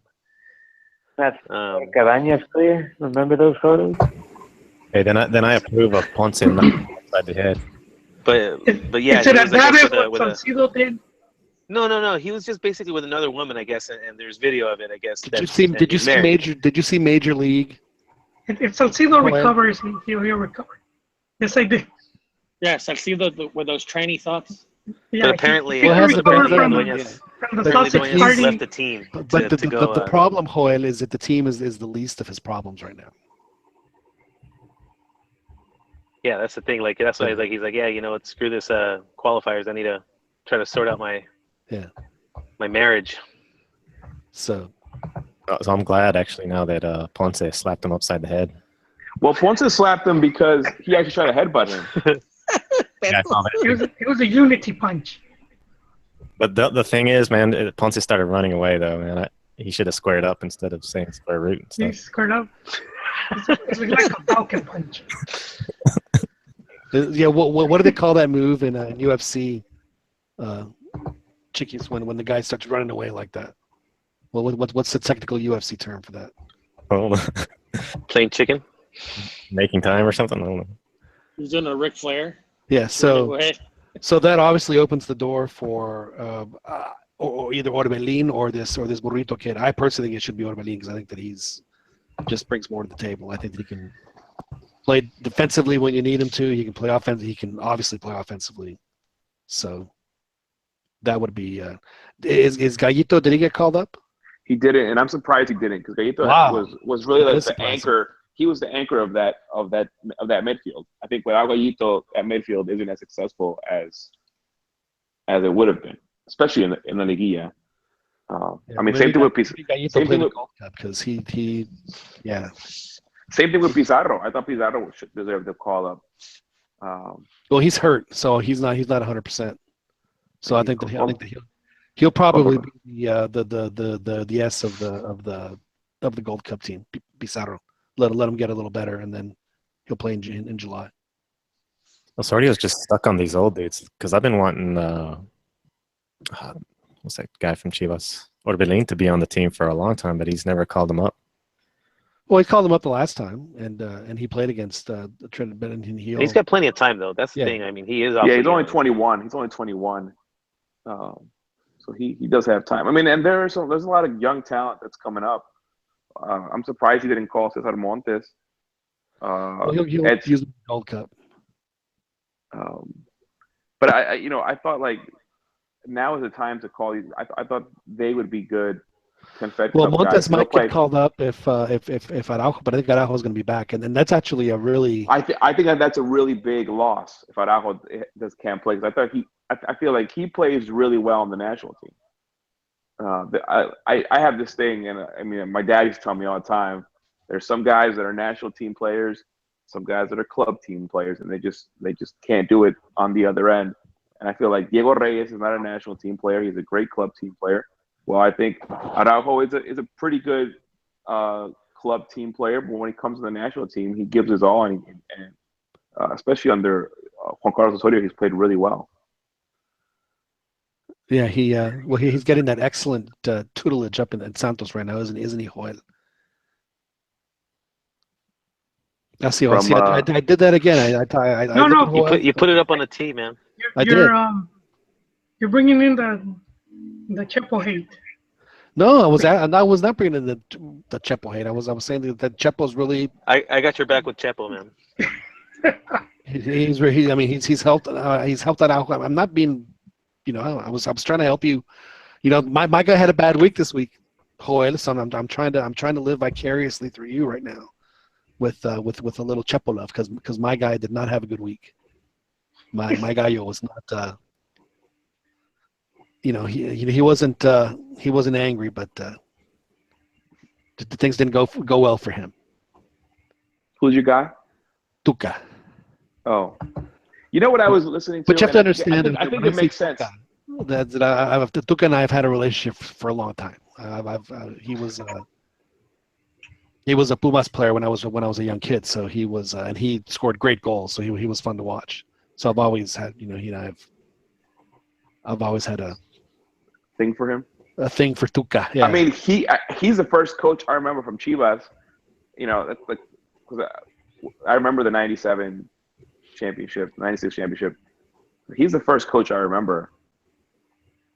So you know, I always have positive thoughts about him. But what I was listening to the radio, and it kind of makes sense. Like he's been pretty unsuccessful in the last couple tournaments, and except for last year when they won a championship, but they struggled with America, to where they think it's a adjustment thing where he doesn't make he just sticks to his style, sticks to his guns. The same way he plays week one is the same way he plays the final, and he just gets out coached by the opponent. And that's why he's losing these finals, because I think they've lost like 2 out of 7 recently. Tigres have under him, or something like that. Yeah, they're competing. Well, he has. So he's put Tigres in 10 finals over a span of 6 years. That's pretty good. That's great. Yeah, but he's only won 3. Well, I mean, that's better than that's 2. almost like 3. Atlanta Braves status right there, John.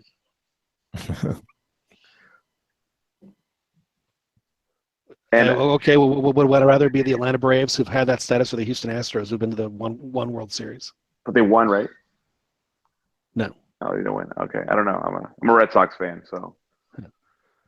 Or the or who's the team? Well, the You have team to that's admit, never though, I been to mean, a Super Bowl. it's if you're a Tigres fan, I mean, you got to feel like you've a little shortchanged. Well, yeah, I mean, I'm not denying that. Especially Libertadores, and I'd say this latest CONCACAF Champions League. This league, I think it hurt because they ended up getting to the final. I don't think anybody really expected them to, considering the season that they had and the fact that they put a lot of importance on the Champions League, and they fell short on that. So, I mean, it's impressive reaching that many finals, but it's definitely disappointing the amount they've lost. Yeah, that is. But again, at least they're not losing dramatically. I know it's your boy, John. I'm sorry. No, it's okay. Well, you know, he can. I'll let him speak for himself. See, I need to turn that up. Damn it. ¡Cállese, carajo! There you go. So, anyway, well, as far as these games coming up, so we have one. I think it's Thursday. It's at 9, so we should probably do a show after these. So we switched to Thursday now. Everything's on Thursday. We might want to think about going back to Wednesday, at least in the summer. But anyway, it's a conversation for another time. So how many points minimum, and then Mexico can have a comfortable Confed Cup? Well, what do they need to lock up? I think, like you said, 4 points. I say 4 points and the win against the U.S. 4 points. Yeah, but the thing, it just feels like you need to get it just feels like 6 is an obligation. Like you play Honduras at home and you're not going to win. You're going to draw that one. They have that. That's actually, you know what, you're right. Honduras is another team that like the last 2 times Mexico hasn't beaten them, and the time they did beat them, they barely did it. You know, a dubious penalty like in the 85th minute. I just feel like they have to. The thing with Osorio is like he'll win. It's not convincing, but he'll win. He'll find ways. Like the team find ways to win, even though it's not like they dominated or something like that. So I do think they can get the 6 points. Well, yeah, like I said, if they get 3 against Honduras, which I think we all agree is more than at least 50% likely, like maybe 75, then yeah, if the game against the U.S. will put them in the World Cup, then yeah, that'll definitely help. So hopefully that'll happen for Mexico, and then they can just go to Russia and just have a good time and just play, not even worry about what happens. They'll make it out to the semifinals, so be it. And frankly, I'm halfway expecting them to have have a dubious third-round loss or a third-game loss against Russia. I'm halfway expecting it. I'm sure Putin is gonna keep them up all night drinking vodka. He may send some girls over to the Mexican team's hotel rooms to try to get them out of their game. You know, For golden showers. Lawrence Taylor used to do that. He used to send girls over to the guy that was going to block them the night before. Cheekies. What's your take on that, man? It's dirty tactics, but send no matter who gets sent, they should just close the door on them, you know. Except Salcido probably won't be able to control himself, but yeah. Or Carlos Vela. Carlos Vela, yeah. Osorio should be standing guard, you know. Carlos Vela's a family man now. He doesn't do that. He's got a wife and kid. He's a changed guy, and it's I think otherwise he wouldn't be on the team.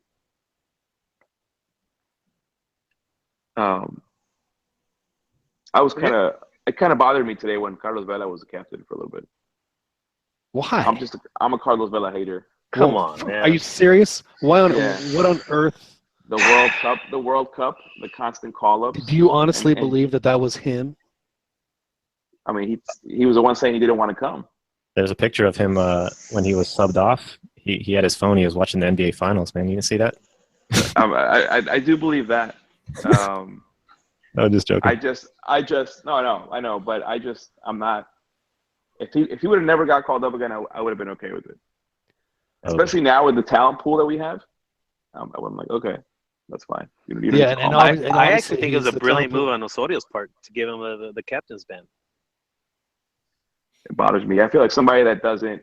I feel like he doesn't care that much about soccer.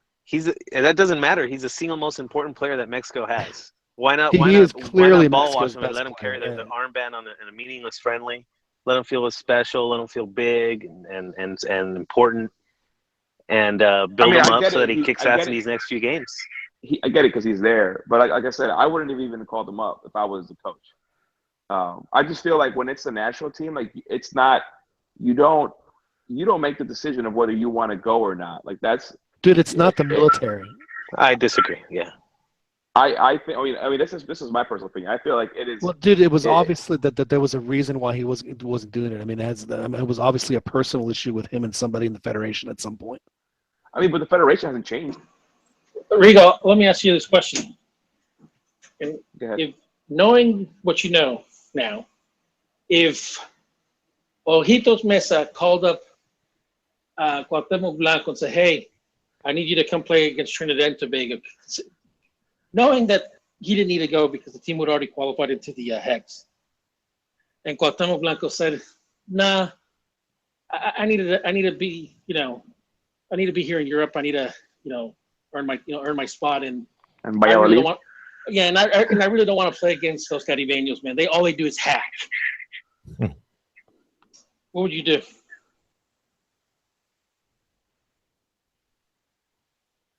I mean, do you remember that? Yeah, I know the injury. Okay. I'm just saying that sometimes, these players that are in Europe, they don't need to come to every little. No, they don't. They don't need to come for every Partido Morero. They don't need to even come for every World Cup qualifier. But I just think when you keep getting called up, and we had 4 different coaches, and they all called you up, and you did not want to come, I feel like, okay, then you don't deserve. You shouldn't be called up anymore. Like it gets to a point where it's like, okay, enough is enough. How long are you going to beg this guy? The same thing happened. The same thing happened with Hugo Sanchez, where he didn't want to come. Yeah. After Mexico '86, there were 2 years where he didn't play with the national team. Was it because of the whole cachirules? The cachirules happened after. Oh. He didn't come back to the national team till like '92. And you want to know why he came back? Because they said, "Hugo, we need you." So, I agree with that sentiment, but I think he's so good, and you can tell from today's game the difference he makes with being a half-hearted player. If he really is, and he doesn't really care about the sport, he's still like the best player. No, he's super talented. I think he's super talented. I just feel I say cater to him, just like they did, like Google did to Nettie when Nettie was like sort of. Yeah, they're players you just need to treat. I mean, I'm not saying you have to like, but certain players have earned the right to be treated differently. You say that about any team. Yeah. I mean, Jimmy Johnson of the Cowboys. Oh, he was the champion of that. Yeah. Yeah. He once cut a guy for like sleeping during one of the team meetings, but he said, "I'm not going to cut Michael Irvin for doing that." Who was the one? But wasn't Vela the one guy that singled out the most though during that whole Monterrey scandal? They publicly exposed him more so than anybody else. Yes, and they also suspended him, unlike they did most of the other players. Right, but so, I mean, I can understand some of the butthurt. Like if you're getting singled out for partying it up when you know that the rest of the guys were doing the exact same thing as you, but they somehow make you the scapegoat. I mean, he's human, and I get that. Like, I get why he's upset. Why he was upset. Thing is, like the Federation people haven't changed. They're still there. So it's maybe just like coaches. I don't like. That's what I'm saying. Like I don't know exactly what happened. What. But that's not true. Maybe there's time a completely different. There's a different coach. There's a different director, or whatever the hell it is, and I mean, the people are totally different. It has changed. Well, like the guy who's the head of the Federation is changed, but they obviously had an agreement because the very first friendly that Mexico played after the World Cup was in Holland, and Vela was on the team. So they obviously had an agreement between him and the Federation that said, you know what, let's just not do this for this side, and I'll come back after Brazil. Because there was something obviously happened between him and the Federation where they had to. So to put it all on Vela, I think is not particularly. Oh no, I mean the Federation is to blame as well. And again, guys, yes. I'm just here looking through Netflix, and I see Fuerza Necaxa. Have you guys watched that? I saw that the other day, and I'm like, I'm gonna check that out. It looks like it's like a Hard Knocks type of show. Hard Knocks. Like so it's like a documentary of their where it follows them. Yeah. If you go to the Netflix thing and see the Fuerza Necaxa, there's like the image of there's the team picture there, and there's one player that's grabbing the knee of another player, which that kind of just seems odd. I think you need to look into this. It reminds me of that America picture where the team photo. What was he doing? He was grabbing the other guy. He was grabbing the other guy. But sorry to interrupt, guys. This threw me off. This will probably be really good. I feel like the Mexican League needs more of this. Yeah. More like behind the scenes. See, I wouldn't have known about this. Don't even get me started on how badly they market themselves. Because I wouldn't have known about this because I watched a couple of days ago the whole Boca Juniors 3D the movie. So it's like, oh, okay, let me see this. Oh, that guy's really reaching across for no reason. You see that? Yeah, he's like reaching all the way across. Dude, what the hell? Beto, you need to look at this. Look at it. All right. Bottom row, fourth guy from the right. Is this going to be the podcast pick that you guys are going to make? You still want to show me your cucumber? That basically. Well, we can't go. Once again, can't get through a podcast without a elaborate dick joke. So. But thank you for that, Ronnie. This looks pretty. My pleasure. My pleasure. I'm gonna check that out this weekend. All right, gentlemen, we're gonna wrap it up here. Oh, by the way, who's forecast for the champions? Oh yeah, I forgot about Champions League. Yeah, who's gonna watch it Saturday? I'm gonna watch. I don't know if I'll be able to or not. But I think Juve is gonna win. I'm rooting for Juventus, but I think Real Madrid will win. Me too. Joel, are you going for the Romano? I mean, the Italian team? Yes, I think Juve is going to take La Juve? They have to do it Yeah, for the they've last been- year of their school though before they go to the. They've been preparing for this for years. They've been wanting this since Capello was at the helm. I never knew Buffon has never won this, so Isn't that crazy? He's won everything. you kind of have to root for him. I mean, I hope he gets it. I became a huge Buffon fan in the last Euro because he was so just Lights out. All the yeah. time. Well, aside from that, but just the way he was carrying his team and just it was so contagious. It was like, wow, man, this guy really just is just he's just the goalie and he's just giving it everything he can in every way possible. It was just great to watch. He was like a 10-year-old kid. They were playing their Sunday game. He was just so intense. It was great. You wouldn't expect that from a guy his age. So it was. Yeah, so I'm a big Buffon fan because of that. So who's going? Go ahead. Go ahead. No, I was going to ask who's going to the Mexico game in Mexico City. We could meet up or something. Beto's probably going to most likely be there. Yeah, I'll most likely be there. I'll be in Okay. the city for sure. But if Beto, are you going to go regardless, or are you just going to go if you can get in? And I'll be honest with you, Beto, I think your chances are slim. really, Yeah, I think that only because I just don't know if the press box is big enough. I think you would have a better chance going to the Honduras game. I should think have applied for you, Beto. I thought I was. Well, I sent an email, so I haven't heard back. I can send another one, but yeah, if I don't get approved, I may or may not go. Yeah. I've never had problems. When I applied, I've never had problems. So. Yeah, but again, it depends on the actual game because I remember the press box isn't that big. So if it seats 80 and they get 800 applications, people are going to get turned away. That's all I'm saying. Yeah. Well, I was talking with Weesbro. He said that they're really bad and they respond late. So What a shock. Well, I mean, at least you're already planning on being down there, so it's not like your whole trip is contingent on whether or not you get this thing or not. Yep. Yeah.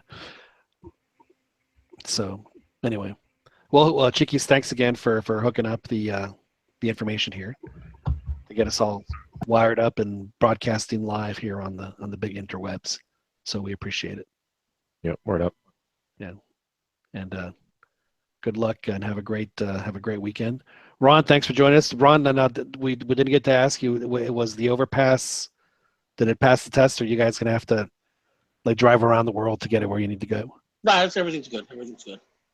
Yeah. Did you get the measuring tape out? No, eyeballed it. Have you ever seen those? Ojo de águila, papá. Ojo de águila, papá. Yeah. Have you ever seen those videos of the can opener bridges where trucks drive through and they just hit the very top and it just peels them like a I've seen those. That's I've seen those. Ooh, what a nightmare. Well, good to have you on. I'm sorry that I know that you might say that you were rooting for Chivas, but I know deep down in your heart you just hate the fact that they tied America once again with the most titles of 12. That doesn't. I know John, it doesn't bother me. Crap. You're gonna get off. No, and you know why it doesn't bother me? You know why it doesn't bother me? John. What? John, this is why it doesn't bother me. Okay, who has more league titles, Boca or River? I don't know. Is it River? River has more league titles, but who has more international titles? Boca. Exactly.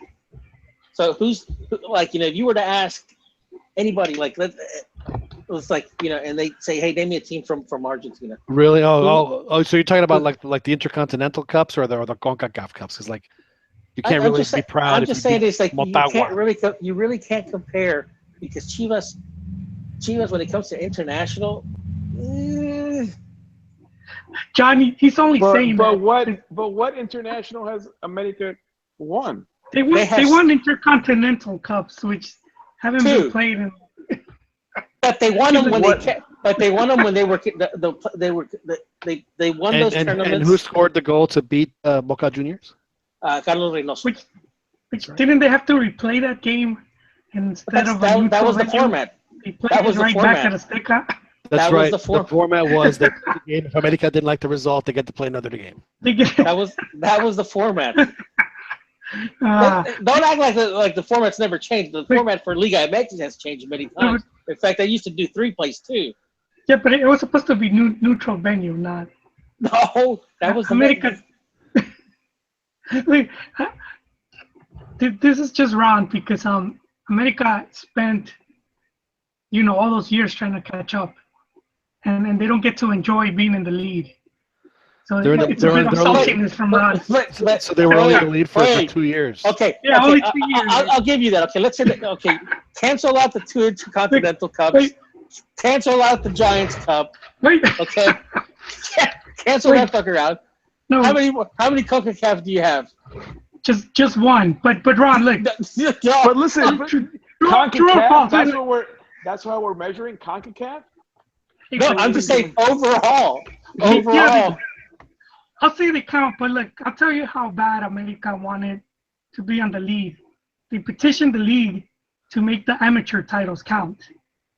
No, they didn't petition. They were part of FIFA to begin with. They demanded, I believe. I think Hoy. They were part of FIFA. FIFA. So this reminds me when Alabama says they have like 16 national championships. You look at their list. One of them is from like the Good Housekeeping top 10. March's top 10 of 1942. I mean, just some ridiculous ones. Okay. The argument for this is that, and the thing about it is FIFA, the Mexican Federation was founded in 1927, right? FIFA was in noises! FIFA was in I think 1901, 1904, around there, 1906. All right. So the thing is, when the La Fuerza Mayor, the league, the team that was in Mexico City, which actually did include teams from just outside. So you want them to include the pub games as part of the title? No. What I'm saying is, okay, from the Liga Occidental, where Chivas used to play with Atlas and stuff like that. If you go back from the 1940s, when really, how many teams from Guadalajara actually really made an impact in Liga MX as to where they were champions and stuff like that? Oro was champion one time. Atlas has been champion one time. In fact, Atlas was since 1951. Really, the only team that was worth anything is Chivas. Well, you did have Leon. Technically not. No, but here's the thing. From the West League Occidental, which Chivas was part of. And how does this relate to America? Because I know we're getting. Well, I'm going back to that. Okay. I'm going back to that. Now, when you consider the teams that played in Mexico City, you had America, you had Atlante, you had Necaxa. Okay, you had those three. Not to mention, you had España, who were the cream of the cream, and you also had Club Asturias. And Marte. Well, yeah, no, but I'm saying it's like you had those five. And Toluca. Toluca came about after the fact. I wonder where this is going. I'm saying is that those were considered national champions in the eyes of FIFA. Oh, okay. Okay, those were national championships in the eyes of FIFA. I mean, I agree. I thought we were talking about was being like a big club. I thought that's where this was going. Like, who is the bigger club? No, Ronnie's just trying to figure out a way to how he can shit on Chivas just one last time. It doesn't bother me because America they have more playoff participations. They have more points. They've won more titles. So it's like you can't really compare. But I think in the Mexican League, the title that only counts is the league, because when you play the CONCACAF, you're playing against MLS in Central America. So, like, it's inferior competition. Copa MX, you're playing second division teams. The only other title that would really matter for a Mexican team is Libertadores, which no Mexican team has won. And so, hopefully they'll be playing it again. I mean, I think Libertadores needs us. Well, what needs to happen is they need to have like a super league of and just have it for the top two of North and South America, and just play it throughout the whole year. Speaking of Libertadores, America and Chivas have played in Libertadores against each other, by the way. I'm just saying, who came out on top? I'm just saying. Hey, gentlemen, I have to get going. Yeah, we have to. Joel, thank you so much for joining. And again, thank you for being such a gracious host. Like I said, you're more than welcome come out to the lake Anytime, John. whenever you can. Thank you. You're always welcome here. Just, we'll send you the bill after. No. Oh, thank you, Juan, for joining us. Pleasure. And thank you, Rigo, for coming on here on the No, thank you guys for having me on. And thanks for sharing your experiences down in Guadalajara. It sounds like a great time, memories you'll treasure. You'll have, I'm sure you're still going through it, and you probably will for the next few weeks. It's always fun when your team wins. So enjoy and ride that high as long as you can. I'm gonna try to. Thank you guys for having me on. Sure. Good time. Daniel Preciado, thank you for joining us. I don't know if you're still on us tonight. I know you're muted right now. But, I'm still here, brother. Well, thanks for hopping on. And just a real quick FYI on the U20s, my boy Ronaldo got the game-winning goal. Send him to the next round. Really quickly before we go, why do I feel like the U20s are like for like the kids? It's like a last chance for them, whereas opposed to like the U17s are maybe this I mean, I'm starting to feel like it's like the U17s or like the the AA teams in baseball where like the real talent is, and they make the jump. The AAAs are the guys that aren't necessarily good enough to be or aren't quite there to be professionals. Because at 20, they're supposed to be at least, if not starting, they're supposed to be on the first team. Right. And I have a feeling that the U.S. and Mexico are going to face each other. It'll be in the semifinals if they do. Oh. And the last time they played, the U.S. beat Mexico in the yeah. That hurt, man. That hurt so much. And in fact, it was one of the reasons why they changed the format for qualifying was so that if in the next round or because they want to keep the U.S. and Mexico separate until the final. That's how every CONCACAF draw is built right now. It's for the U.S. and Mexico to play the final, as long as they win all their games. Yeah. And if they don't win their games, then they have possibilities of facing each other before the final. And then CONCACAF actually changed the rules of their qualifying, where after the first round you go into a group of 3. So in other words, if you lose one game, if you win the next one, you can still qualify for the World Cup. Which is because like the top 2 out of 3 or whatever it was made it out of the group of 3. So they made it to where even if they lose, we can still send our best teams, which frankly, doesn't necessarily bother me so much, but they definitely made it easier to guarantee that the U.S. and Mexico qualify. And this is for what qualifying campaign? What do you mean? This was for to qualify for this U20 World Cup. They changed the format for the U17 and the U20. Oh, they have like a group stage of 4 teams, and then the top 2, whatever. Then they go to groups of 3, so that again, if they lose, and they can still beat the next team, and then the top 2 move on and into the World. Because 4 CONCACAF teams qualify. Before it was just like whoever reached the semis, right? Right. Yeah. Exactly. Right. So if you didn't win the group, then you were toast. And so this is a way of preventing that. Okay. Yeah, and they did it for the U17s too. And apparently Lainez is going to get, if he didn't already, he's going to get called up for the U17. So, I mean, I personally think he probably is a little beyond that, but we'll I think you're right. We'll see how he does. I think more harm can come from that. But anyhow, it's already late, guys. All right, Ronnie. Thanks for joining us. Dan, thanks for joining us.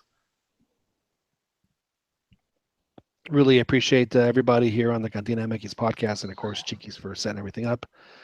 You can listen to this and previous editions of our podcast on iTunes, and of course also on Google Play, and catch us every week, usually around 9:30 p.m. or our post game if there's game on Thursday night that is of interest to us. So my name is John Jagu. We appreciate y'all tuning in. We'll talk to y'all next week.